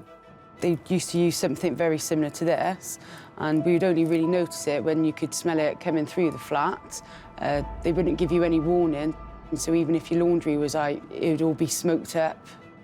It got to the point where friends tended not to come to the flat because of not only the antisocial behaviour, but, you know, the smoke as well.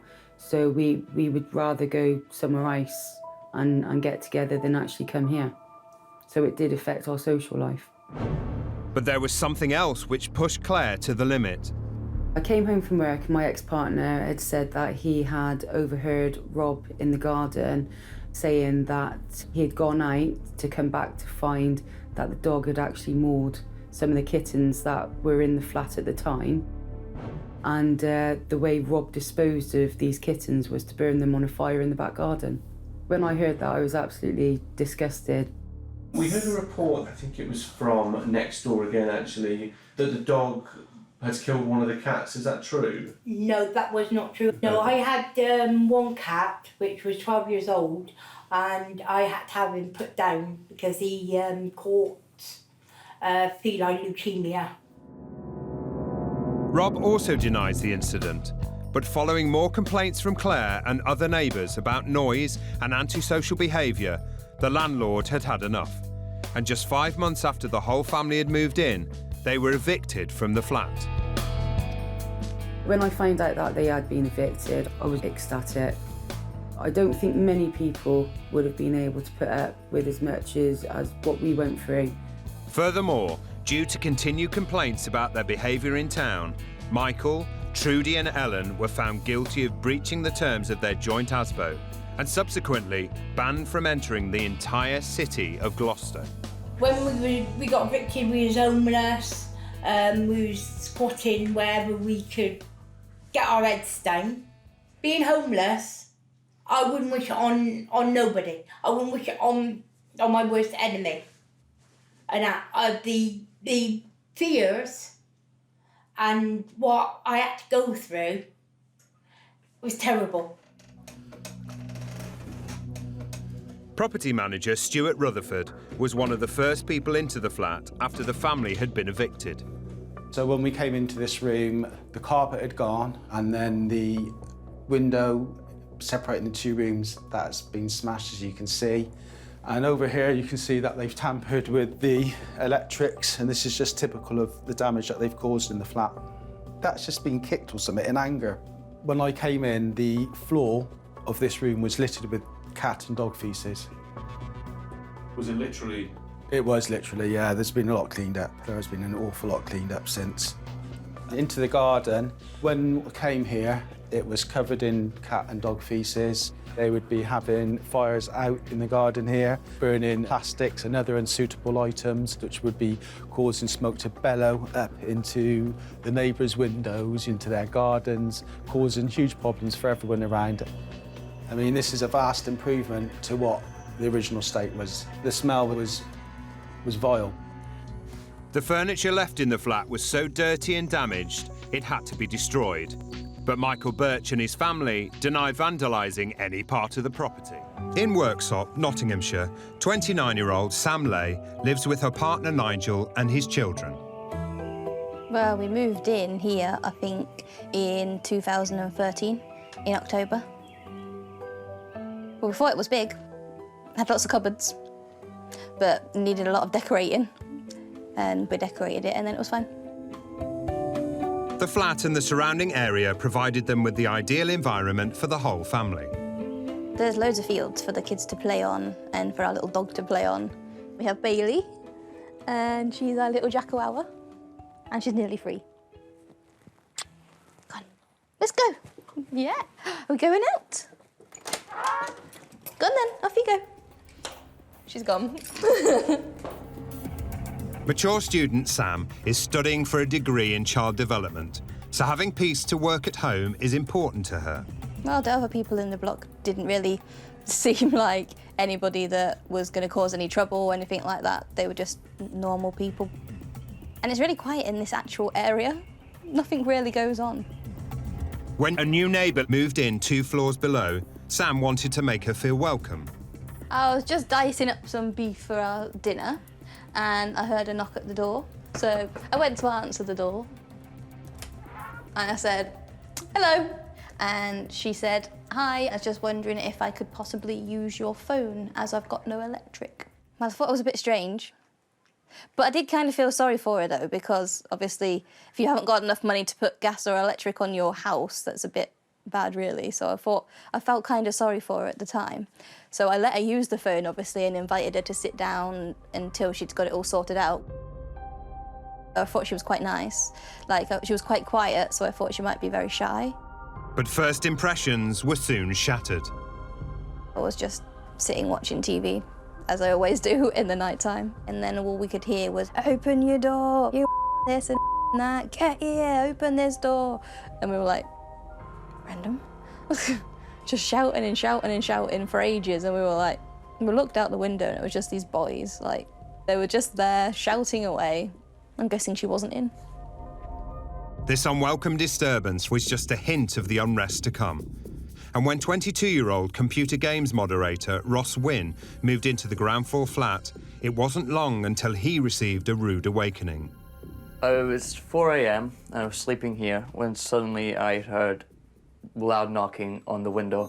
So I snuck down here where I was sat like this, and I was peeking round and I saw about 4 or 5 people just hovering outside my window, banging on it. And then that's when I started hearing them try and shout in, saying, oh, can you let us into the flat? Can you let us through the door?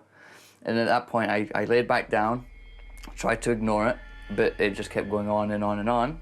So I started getting agitated and angry. At that point, I just blew. I opened up the curtains, I slammed open the window, and I shouted out, I'm not letting you in, I will never let you in, go away, or I'm calling the cops. And at that point, I heard them say, talk to us like that again, we'll put your window through. At that point, fear had just gone all the way down me. I went cold from head to toe. I'm basically half naked, asleep and in bed. There'd be nothing I can do to defend myself. We spoke to the neighbour by phone. She told us that she used to hang around with a crowd who would often turn up uninvited. I used to ignore it, but it just got louder and louder and worse and worse. Yeah, it did get around, and I do own up to that, and I tried to put a stop to it, but the people that kept coming round was throwing stones and cans at the window, so I had to let them in. And when the neighbour did let her late-night visitors in, they brought the party with them. So the next thing that we actually noticed was that there was a lot of music coming from her flat, from 6 in the evening till 6 in the morning, constantly banging. My house is up there. Those two, the top 2 windows is my house. And then her house is these 2 windows here in the middle. If we could hear it from up there and right across the road, then all of these people in these flats here would have probably heard it as well, most definitely. The music disturbed the entire neighbourhood. Chloe Nixon, who lives several doors away, supports Sam's claims. I live just there. We could hear music and really loud at all hours. There were people in and out constantly, fighting on the street and arguing. I've got 2 young children. I think at the time my little girl was, 6 months old, and her bedroom's at the back, obviously. And all the way over there, there's music blaring. It was keeping the children up at night. Each week it progressively got worse and worse and worse, to the point it felt like I was living next to a nightclub. The aftermath of the parties was having an even bigger impact on the residents, as not all visitors managed to find their way home. We would come out of our flat and there would be people sat down there on the floor. On the ground floor, there was even people lying on the floor, like passed out or asleep or something, and you literally had to step over them to get out the door. And it wasn't just the bodies that Sam and her kids had to negotiate. Down on this block, down on these stairs, there was puke all over here and all down them stairs. And our children literally had to step over people's puke to go to school. It was disgusting. After it going on for weeks and weeks, we got a bit fed up of it, so we were phoning the police, we were telling them to come and sort it out. They came, she never answered the door, all these things. So we thought then that obviously she is some sort of problem. She's obviously not the nice, quiet person that you thought. She was just an idiot. When we spoke to the neighbour by phone, she told us that her visitors weren't always welcome. I've had people get their foot in the door. I would say they took advantage of me. Because I'm soft touch. I hated it. Once they got their foot in the door, some visitors didn't want to leave. We came out the house one day and we noticed that there was footprints that led from there all the way up to the cupboard door. We're like, that's weird. So we had a look inside and we found lots of things in there. So like, it's really weird. It was kind of scary, seeing as it's literally there, right next to our house, and we have children that live in our house, so we were kind of concerned. Sam and her family believe someone was actually living in the communal cupboard. Could be a murderer, you know, it could be like an axe murderer or anything that was living in your cupboard. It could have been an escaped convict, so we were like, okay, so something needs to be done about that. Seriously concerned for the safety of their kids, Sam and her partner kept a close eye on the cupboard for any unusual activity. One night we heard noise coming from outside our door, so we looked out of the peephole and we saw 2 people go into the cupboard. So we thought, well, we've caught them now. So we phoned the police. When the police arrived, they were shocked to discover 2 people sleeping in the cupboard. They evicted the squatters, who claimed they were friends of the downstairs neighbour. They're not my friends. living in the cupboard now. These are the people that, when I first moved in, they got the foot in door and just thought, oh yeah, I'll move in. I did eventually get them out of my flat, and that's when they started sleeping in the block. But I had no idea until the police said. I just couldn't get rid of them. I must have seen at least 3 fights going on just outside my window while they drunk people have come out and decided that they would go and have a fight on the grass. And the unwelcome visitors were beginning to leave their mark on the flats. Came home one day and we found all this buzzer here completely spray painted silver, even over the bit where you have to be able to scan to get in. All the buttons were all spray painted. The door had spray paint all over it, and all of this wall had spray paint all over it. I thought, oh my God, what the hell have they done now? We told everybody in our flats, don't let them in. So buzz your buzzer, don't answer it, because then the noise will stop. And we thought that would work, but then they decided that they were going to break the door down instead. And when the neighbours' unwanted guests forced their way into the flats, the vandalism continued inside. All these wires here and all this wire along here was all pulled down and hanging, and those signs were pulled down and they were on the floor. They were always trashing the place. They would chuck beer cans, beer bottles, alcohol everywhere, all over the communal areas. There was puke and things all down the stairs, alcohol all down the stairs, paint all up the stairs. It was disgusting. It was like you lived in a dump. There was a kind of pinky purple paint all the way up the banisters, all up this banister, and all over that wall. It just seemed as if they just threw a paint can about. Ross Wynne was equally angry about the situation. Those people didn't even live here, and they were vandalising basically our home. They were straight up destroying our home, and that's what drives me insane. It's just sad. It's really sad. But the damage to the close was nothing compared to the life-threatening incident that was about to happen next. I was just sitting here watching TV, and then all of a sudden I could just smell smoke in my house, and I was thinking, where's that coming from? I noticed in the corner of my eye emergency lights outside my window. When I got to the door, I opened it, and the entire hallway was thick with smoke. Firefighters running in, so I jumped up and just ran for the door. I just see at least 10 people charge out and run down the stairs to the front door, flew the front door open, and they were all coughing and spluttering. I asked what happened, why is there a fire? And that's when Megan turned around and admitted that she had caused the fire. We asked the neighbour how the fire had started. My cooker, I got set alight. Well, I didn't usually have it on. I only had it to eat the flat that night because I'd run out of gas, and I didn't realise I had a picture behind it, and it fell on top of the cooker and the rings were on. It didn't set a huge, massive fire, it was just a little one. She thought it was very funny that she'd set fire to the kitchen, and so did everybody else that she was with. They were all drunk. My first thought was, how can you be so irresponsible? You have to take every measurement you can when you're living in a place like this to prevent fire, because not only are you endangering your own life, but you're endangering the lives of other tenants downstairs and up. Ross emailed the council about the antisocial behaviour, urging them to take action against his neighbour. It was the worst 4 or 5 months of my life, and if I had a chance during those 4 months to leave my apartment and not come back, I would have. But when things went quiet, there was cause for even more concern. We didn't hear a noise for a while, for like 2 weeks, and we were like, that's different. There's no noise. At one point we thought she was dead, because the smell coming from inside her house was that of a dead body. It was disgusting. Ross Wynne, who lived directly below, also noticed a difference.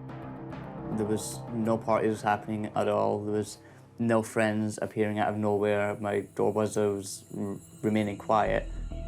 It was only when the council accessed the property that the truth emerged. When the council actually came, the door was wide open, and we were like, oh my God.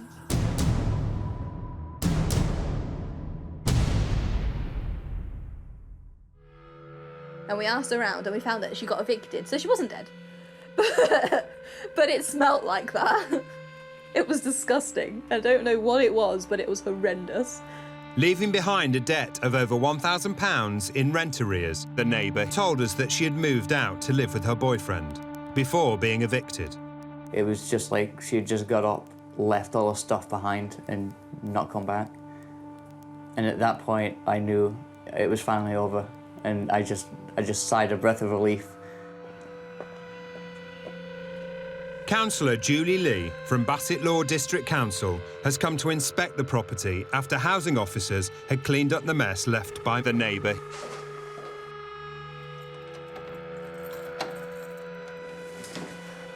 When housing officers came to the flat, they saw that some of the doors had big holes in them, they'd been punched through by somebody in the flat. There was paint all over the walls. If tenants persistently detrimentally affect the lives of the other people living around them, then there is no alternative but to evict them, even if most of the behaviour is from people that they've invited into the property and not the tenant themselves. That house was horrendous. I pity whoever had to go in there and clean it. Not only was the smell horrific, but the actual place was disgusting. The council told us there was almost £2,000 of damage to the property. They also found faeces on the floor and in the bath, which explained the smell coming from the flat. They left the windows open for a while. The windows in that flat were open for a good 3 weeks. Just wide open, just to get the smell out. We asked the neighbour about the damage to her flat. She says that she wasn't responsible. It was people who came to visit who forced entry into the flat and that. I had like one last round and she invited all these people, and then did she just keep coming back? No fault of mine though. I feel very sorry for whoever ends up living next to her if that's how she chooses to live her life. She was a nightmare. She was one of the worst neighbours you could ask for. With all of these so-called friends and how she treats the place, how she treats the other people. Maybe she'll grow up. I don't know. Tenham in Kent, the county known as the Garden of England. But one single mom will find that a few bad apples can spoil the entire neighbourhood. He's shouting at me, kicking the gate. I was getting to a point I was scared to leave the house. The arguments escalating and escalating, building up and building up. You can't get me out, and this is what I do, and this is how I am, and I'm going to stay here and I'm going to make your life hell. Karen Wood is a 48-year-old mum of 4 from London who moved to her house in Tenham in 2011. I love living in Kent. It's absolutely wonderful. You've got beaches in any direction. You're just close to nature. I mean, my house is just over here. It's wonderful. Karen lived in peace and tranquility for 2 years, with good neighbours on all sides. But this would change when she heard the family moving in next door. She was on her own. As far as I was aware, she just had the 2 children that she was moving in with. But the neighbour's husband was also moving in. And Karen was shocked at who else he brought to the house. The next thing I know, not just the 2 children, it was him, all this stuff, and another 6 children. Soon after moving in, the neighbours were pushing the council for a bigger home for their large family. This, along with the fact that they were receiving benefits, was widely reported in the news, sometimes painting the family in a negative light. But wanting to be neighbourly, Karen went to welcome them to the street the next day. I said, hi, I introduced myself, and he sort of got a grunt, really. And I said, oh, you know, you're settling in OK, getting all your bits in, and all I got was, yeah. So at that point, I realised it was probably best not to make too much of a conversation with him. Karen felt they might want their privacy and left them to it. But with a huge family crammed next door, the neighbours' noise began to invade her life. You've got children stomping up and down stairs with no carpet, screaming at the top of their lungs to one another and shouting out the window to each other when they're at the front playing. But it wasn't the noise which would irritate Karen the most. The neighbour brought a habit to the neighbourhood Karen found revolting. He would sniff up through his throat, I can't describe it, and then he would hoik all this awful phlegm up, and it would just... He didn't care where he was, he would just spit it out anywhere. It'd be on the green, there's children out here playing, and he didn't care he was doing it. And then at the end of my garden, on my path, I'd be out there and he'd do it. He didn't care less. To keep the peace, Karen didn't tackle the neighbour about his spitting, who then found himself a new hobby. He decided to go and get himself a quad bike. I think it was a new toy. Wanted to treat himself, which is fine. But he just took it to extremes. He would come tearing down this path here and sit here, revving the engine up, knowing full well my window was either open or I'd be there, and he did it deliberately to antagonise whoever he could, and he just did not care less. He took it out to the road, tore up and down the road, encouraged his kids to do the same thing. He just didn't care what he did to upset people. His behaviour was grinding Karen down.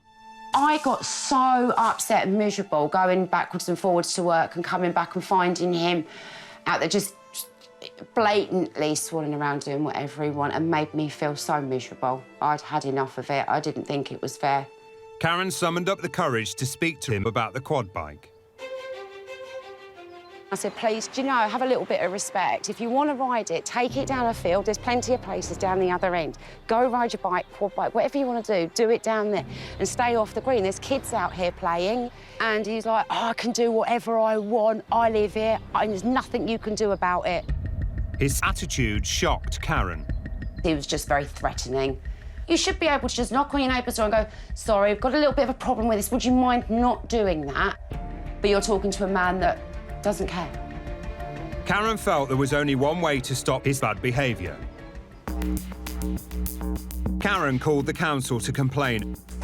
She came and knocked the door, and she's asked me if I've made a complaint to the council, and I did. I agreed. I said, yes, I have. The next thing I know, he's come marching up the path here, storming up, giving it all the big I am, all mouth and everything else, and swearing at me. Why have you rung the council? I said to him that what he was doing was wrong, and any normal human being would understand that if you've been asked not to do something, don't do it. But his reaction was just to get all big and shouty and scary and intimidate me. At the end of the day, they're in the wrong, I'm not. Karen tried to put the incident behind her and get on with life, but her neighbour wouldn't let their feud die down. I was out here one evening, just enjoying a bit of the sunshine, and you know, the kids are outside playing. He was come out, he was eating a pot noodle, and he was like jabbing this plastic fork at us, going, yeah, you can't get me out, and this is what I do, and this is how I am, and I'm gonna stay here and I'm gonna make your life hell. I stood my ground, I stayed here. At the end of the day, this is my house. But Karen would find the neighbours would try and block her at every turn. They weren't happy about us taking our wheelie bins through the communal area. And I said, well, we have to. She took complete umbrage to this and started calling us all names. But it wasn't just name-calling. The neighbour decided to take direct action to prevent Karen taking the bins through the communal area. He decided, in his infinite wisdom, to board it up from his side. He nailed a dirty, great piece of wood right across there, down the other side, and nailed it to this side here and this side here. So consequences were, I can't open it. I can't take my rubbish down there, and then, well, where am I supposed to put it? How am I supposed to get it out of the house? You know, you've got, what, take it through my living room? So I've shouted over, what are you playing at? You need to take that down. We have access to the garden. Karen claims the neighbour reacted badly to being asked to open the gate. He's shouting at me, kicking the gate. He's like, the other side going, you ain't coming through my garden with your shit and all the rest of it. And I'm like, seriously, take it down. Well, no, we're not taking it down. We're not having your family come through here. You're all a bunch of what have you. Karen threatened to ring the council again, but it had no effect, and Karen claims he revealed why. His words to me were even, well, yeah, do what you like, because all they'll do is give us a bigger house, and that's what we want, isn't it? All the time you're reporting me to the council, you're just doing me a favour, aren't you? And I'm like, well, no, not really. I'm reporting you because you're an idiot. The neighbour eventually removed the wood and allowed Karen access again. But by now, The neighbour's aggressive behaviour was making Karen feel vulnerable. I don't know why anyone needs to be like that, you know, and they just want to make your life a living hell.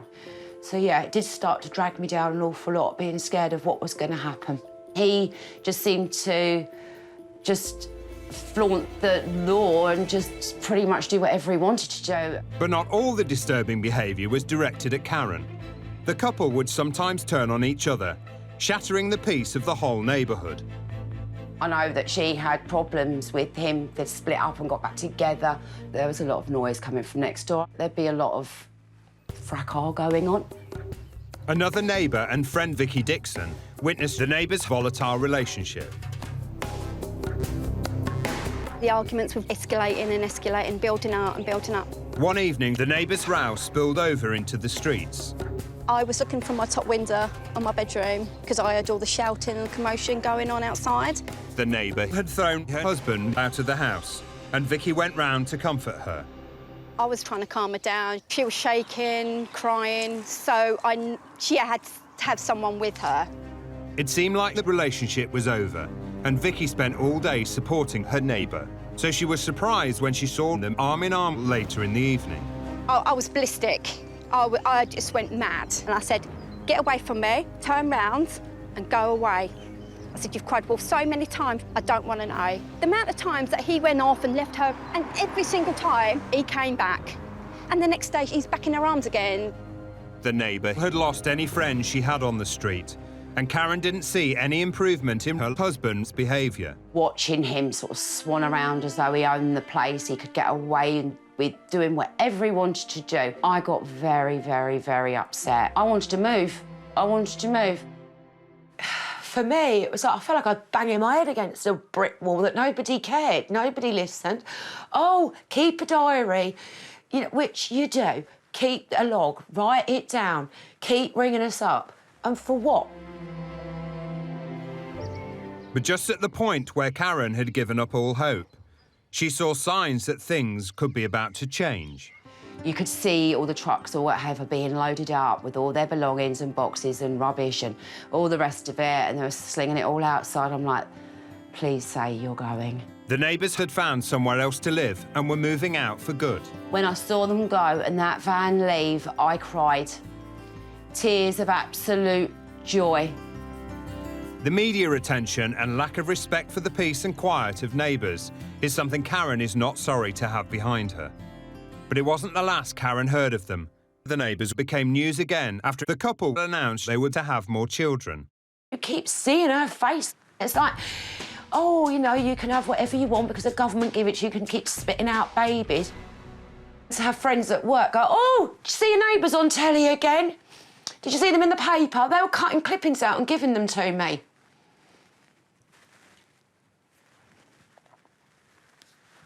I don't ever want to go through it again. And when Karen found footage uploaded to social media from her new home, it seemed their behaviour hadn't changed. Apparently angry with perceived harassment by the media, the neighbour reacted in a typically aggressive manner to chase them away. It was the little man, big man syndrome. Because he was, you know, quite small. He had to act quite big, so he was gobby. And he thought he could just be gobby with everybody. It just appalls me, it disgusts me, it honestly does. The neighbour told us they did not want to take part in the programme, but said none of the statements made against them are true. Since they left Tenham, Karen's life has resumed some normality. I'm happy, thank you, God. So, yeah, stay here forever now. The market town of Newton-le-Willows in Merseyside is home to 60-year-old Keith Walkden. He's lived in his bungalow here for the last 4 years. It's a place where a lot of people want to come and live because it's very quiet. All the neighbours, well, 99% of the neighbours are spot on. They all talk to you, and they'll do it for you if you need out. Most of us are getting on, so we help each other when we can. I moved to this area because of ill health. Where I was before, I had to climb stairs, and here there's no stairs. Keith suffers from high blood pressure and rheumatism, so the bungalow was perfect for him, even though it'd been empty for a while. When I was shown the bungalow, it'd been up for viewing for quite a few months. Nobody'd take it. And I thought it was because it needed decorating. But I've since found out it's because of the lady next door. After moving in, Keith met his elderly neighbour. Everything was good. She was, the lady next door was very friendly. And then all of a sudden, she just changed. Started banging on my bedroom wall, all hours, day and night. According to the other neighbours who I talked to, she had the same problem with the previous occupant who lived there. She was doing exactly the same to him. Banging on the wall started about 6 weeks after I moved in, and it was mainly at night at first. I don't know if she was watching if I went to bed or not, but it was normally an hour to 2 hours after I'd gone to bed. Bang, bang, bang, bang. I thought, well, I'll not do it, I'll just leave it. Anyway, it started getting gradually where it was two or three times a week. Bang, bang, bang. And it progressed up to where she was doing this morning, afternoon and night. Keith confronted his neighbour about the banging, and she claimed it was because he was playing his music too loud. If I was playing music, I could understand, but I don't play music. We approached Keith's neighbour, but she didn't want to be interviewed. But she wasn't so shy when it came to letting Keith know she had a problem with him. And it was all caught on his CCTV cameras. This evening, she walks up, she looks in and banging on my window. I looked round her, I said, what's up? And she's doing this to me. But I haven't done that. I was sat watching TV on a computer. Poor dog jumped up barking. I ended up turning round to him doing that when I was sat on chair because poor dog doesn't know what's going on. Keith has always struggled to understand why his neighbour thinks he's playing music at all hours. But things seem to get even worse after an alfresco birthday celebration. My son, his wife, my daughter, and about 5 grandkids, we were all sat here having a drink and a barbecue. And come 8 o'clock, I told him it was time to get home because I want the grandkids home. And by 8 o'clock, we'd all finished. They'd gone, I was in bed for 10, I'd had a few drinks. And come about 12 o'clock, there was almighty banging on my wall. And I was that tired, I just stayed in bed. But the next morning, when I went to the front, she said, that perching, you're going to have to stop that. I said, it finished at 8. She said, no, it was going all night. I could hear it and you kept me awake all night. I said, I didn't, love. I was in bed at 10. I was asleep, love. But my word against hers. Keith claims that he has never had any music playing at the time of the complaints. But one day, his neighbour took him by surprise with an entirely new allegation. I was sat watching TV and she walked straight across the path here and rung the bell. And when I come to the door, I said, what's up, Cat? And she says, turn that music off, it's doing me in, I can't sleep at night. I said, there's no music on. Listen, I've only got TV on and that's not loud. She says, it's that lodger you've got up in the loft. I can hear him walking about at night. Have you got a lodger? No, definitely not got a lodger. I've even put a camera in my living room to prove I've not got nobody living here. Keith showed us his loft space to prove that it's uninhabited. He claims that his neighbours' actions are now affecting his social life and impacting on family visits. Earlier on this year, beginning of year, I babysat my 2 grandkids because my son and his wife were going to a wedding. And we all went to sleep about 11 o'clock. About 1 o'clock, 2 o'clock in the morning, the kids come running in the bedroom. Somebody breaking in, Grandad, somebody breaking in. I said, nobody's breaking in, it's next door, cock. She does this regular. Well, they wouldn't go back, they won't come back in the living room on their own then. Most of the family who come have stopped coming because she gives them dirty looks or tells them don't park there and whatever, so they don't come now as often as they used to. And how does that leave you feeling? Isolated. It shouldn't be like that. I should be able to have anybody who I want come in my house. I just feel as though I'm being attacked all the time. I've no freedom. Feeling trapped and desperate, Keith turned to the internet to try and find a solution to his situation. I thought, well, there must be a reason she's doing it. So I went on Google and I typed in music in my head. It come up with all these symptoms and the causes of it, and when I read it, it just sounded like what she had. So I downloaded the print off and I showed it to my daughter and I said, I think this is what your mum's got. Keith says he has always tried to explain that there isn't any music coming from his bungalow.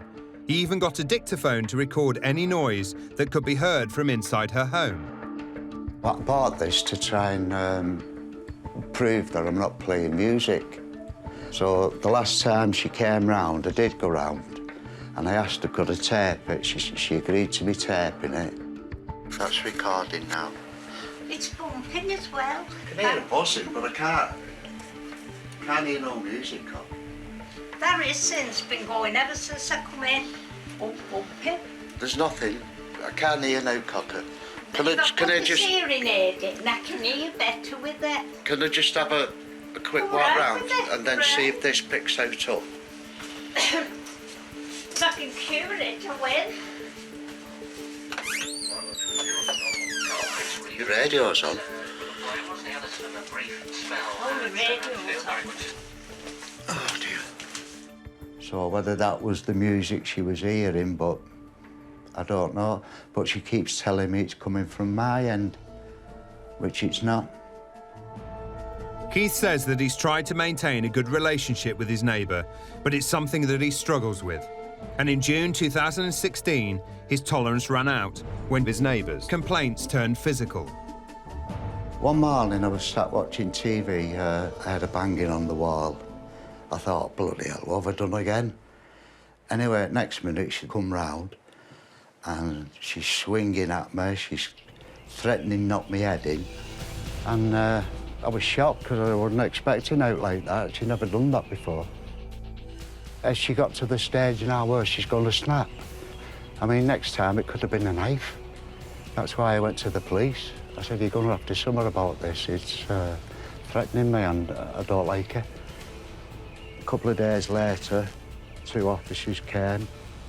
I showed them the footage of it on my computer and I let them listen to the audio of when I went next door to listen to the music.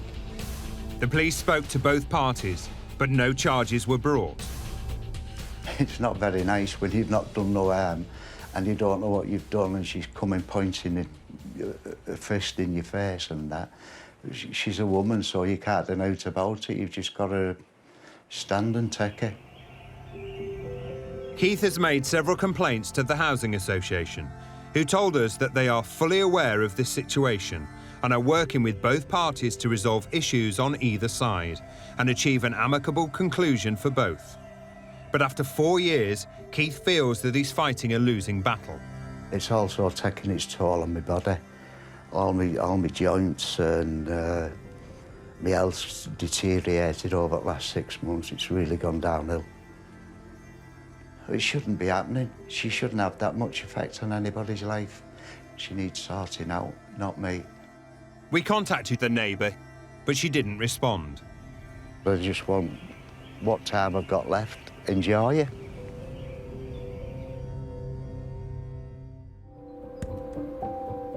Even in a peaceful community, a simple problem can be blown out of all proportion.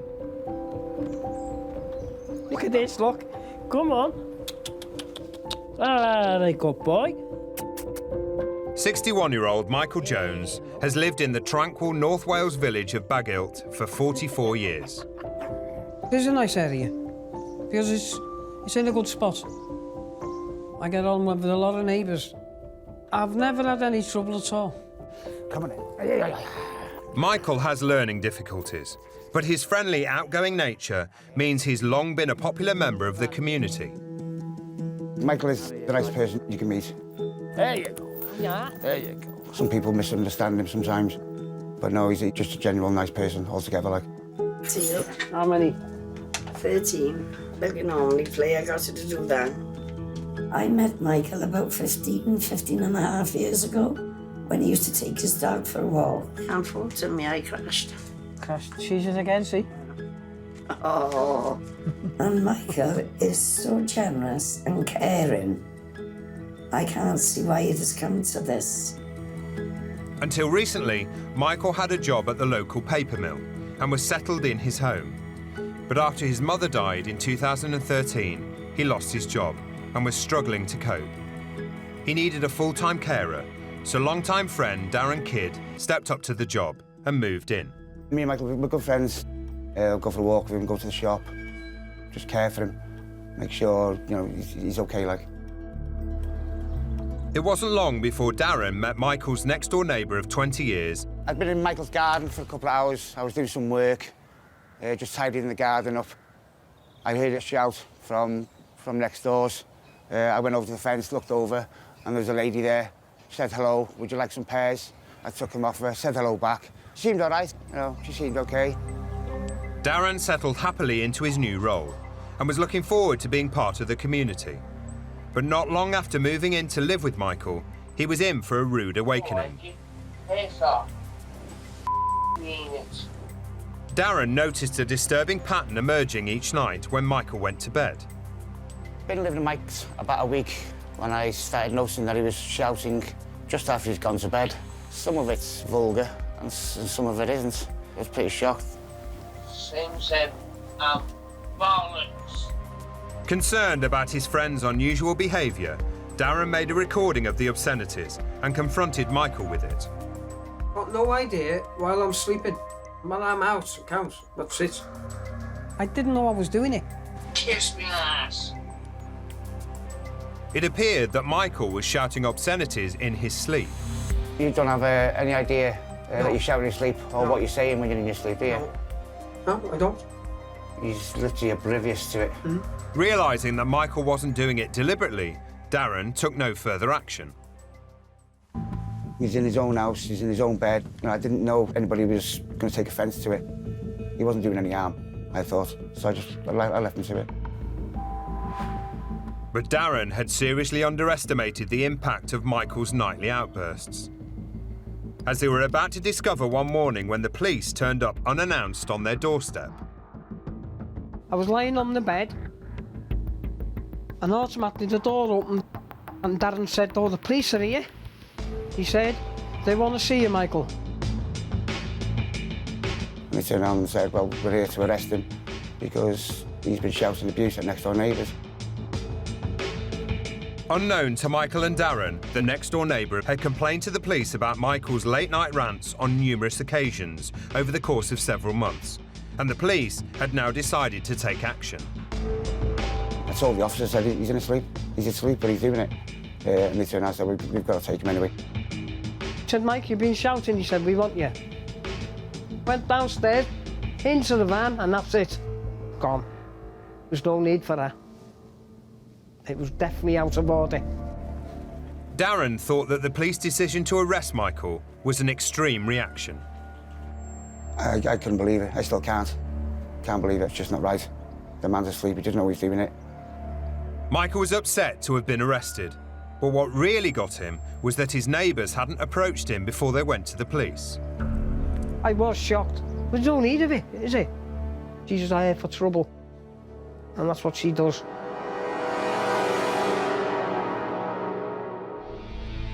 To Michael's surprise, the case went to court, and Michael had to face the charges. His carer Darren made the case for defence.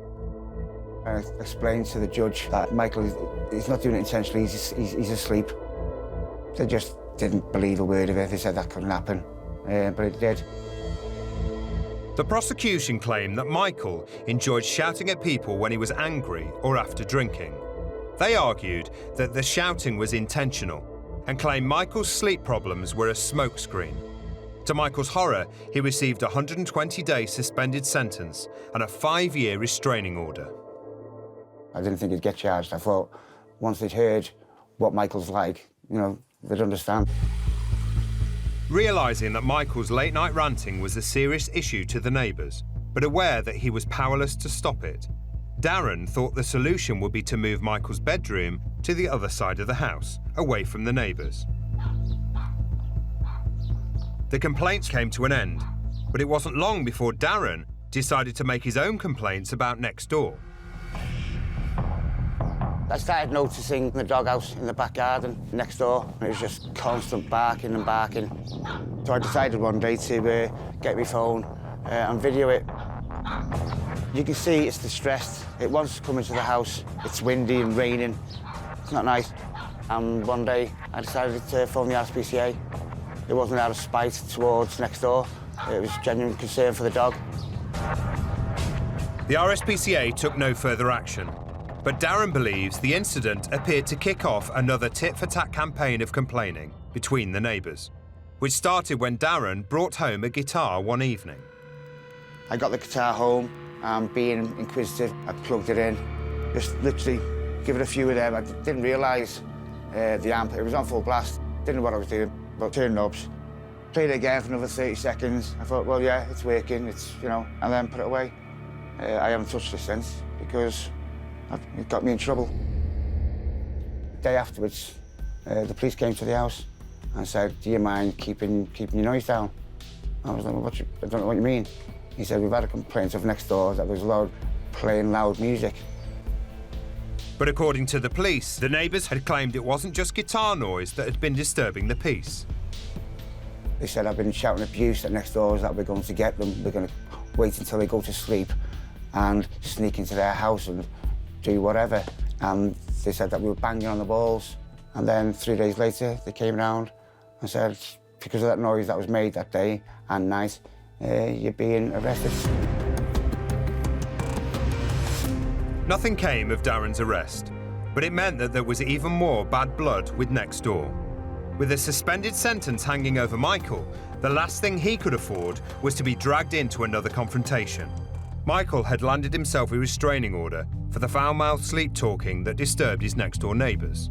The order stated Michael was not to contact the neighbours, but when his dog escaped, he soon found himself unintentionally breaking it.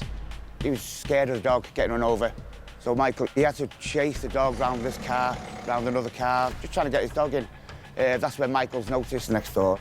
He's come to the front, started videoing it on the phone. Darren and Michael believe that the filming was a deliberate attempt to provoke Michael. And Michael's gone up to the fence and turned around and said, what are you videoing me for? You're not allowed to do that. And they've realised then that he's breaking his restraining order. Can't believe it, it's just not right. The man's asleep, he doesn't know he's doing it. And Michael was later arrested. And that was wrong, and they're well out about it. He doesn't usually react. He's usually a quiet man, doesn't like confrontation and what have you. But it was to push his button, and it worked. The police decided to charge Michael for breaching his restraining order. His suspended sentence was extended from 12 months to 18 months. He was ordered to pay a fine of £120 with £80 compensation. But what felt like the ultimate injustice was that Michael was only bailed on condition that he lived at a friend's house. He's angry. Sometimes he won't shut up, he'll sit and rant about it. For half an hour, he'll get off his chest and then he'll think about something else. Why should I move out of my own home? You tell me. They shouldn't have to, should they? Not for what I've done. Although Michael has recently been allowed to move back home again, the volatile relationship with his neighbours means he still faces a very uncertain future. I like this house, and I like to live here. But when you got bad neighbours, that's it. It's no good at all. I've done no harm to nobody, and that's it. And that's what he's trying to do, is shift it out. No, it's not right at all. We asked the neighbours to take part in this programme, but they declined.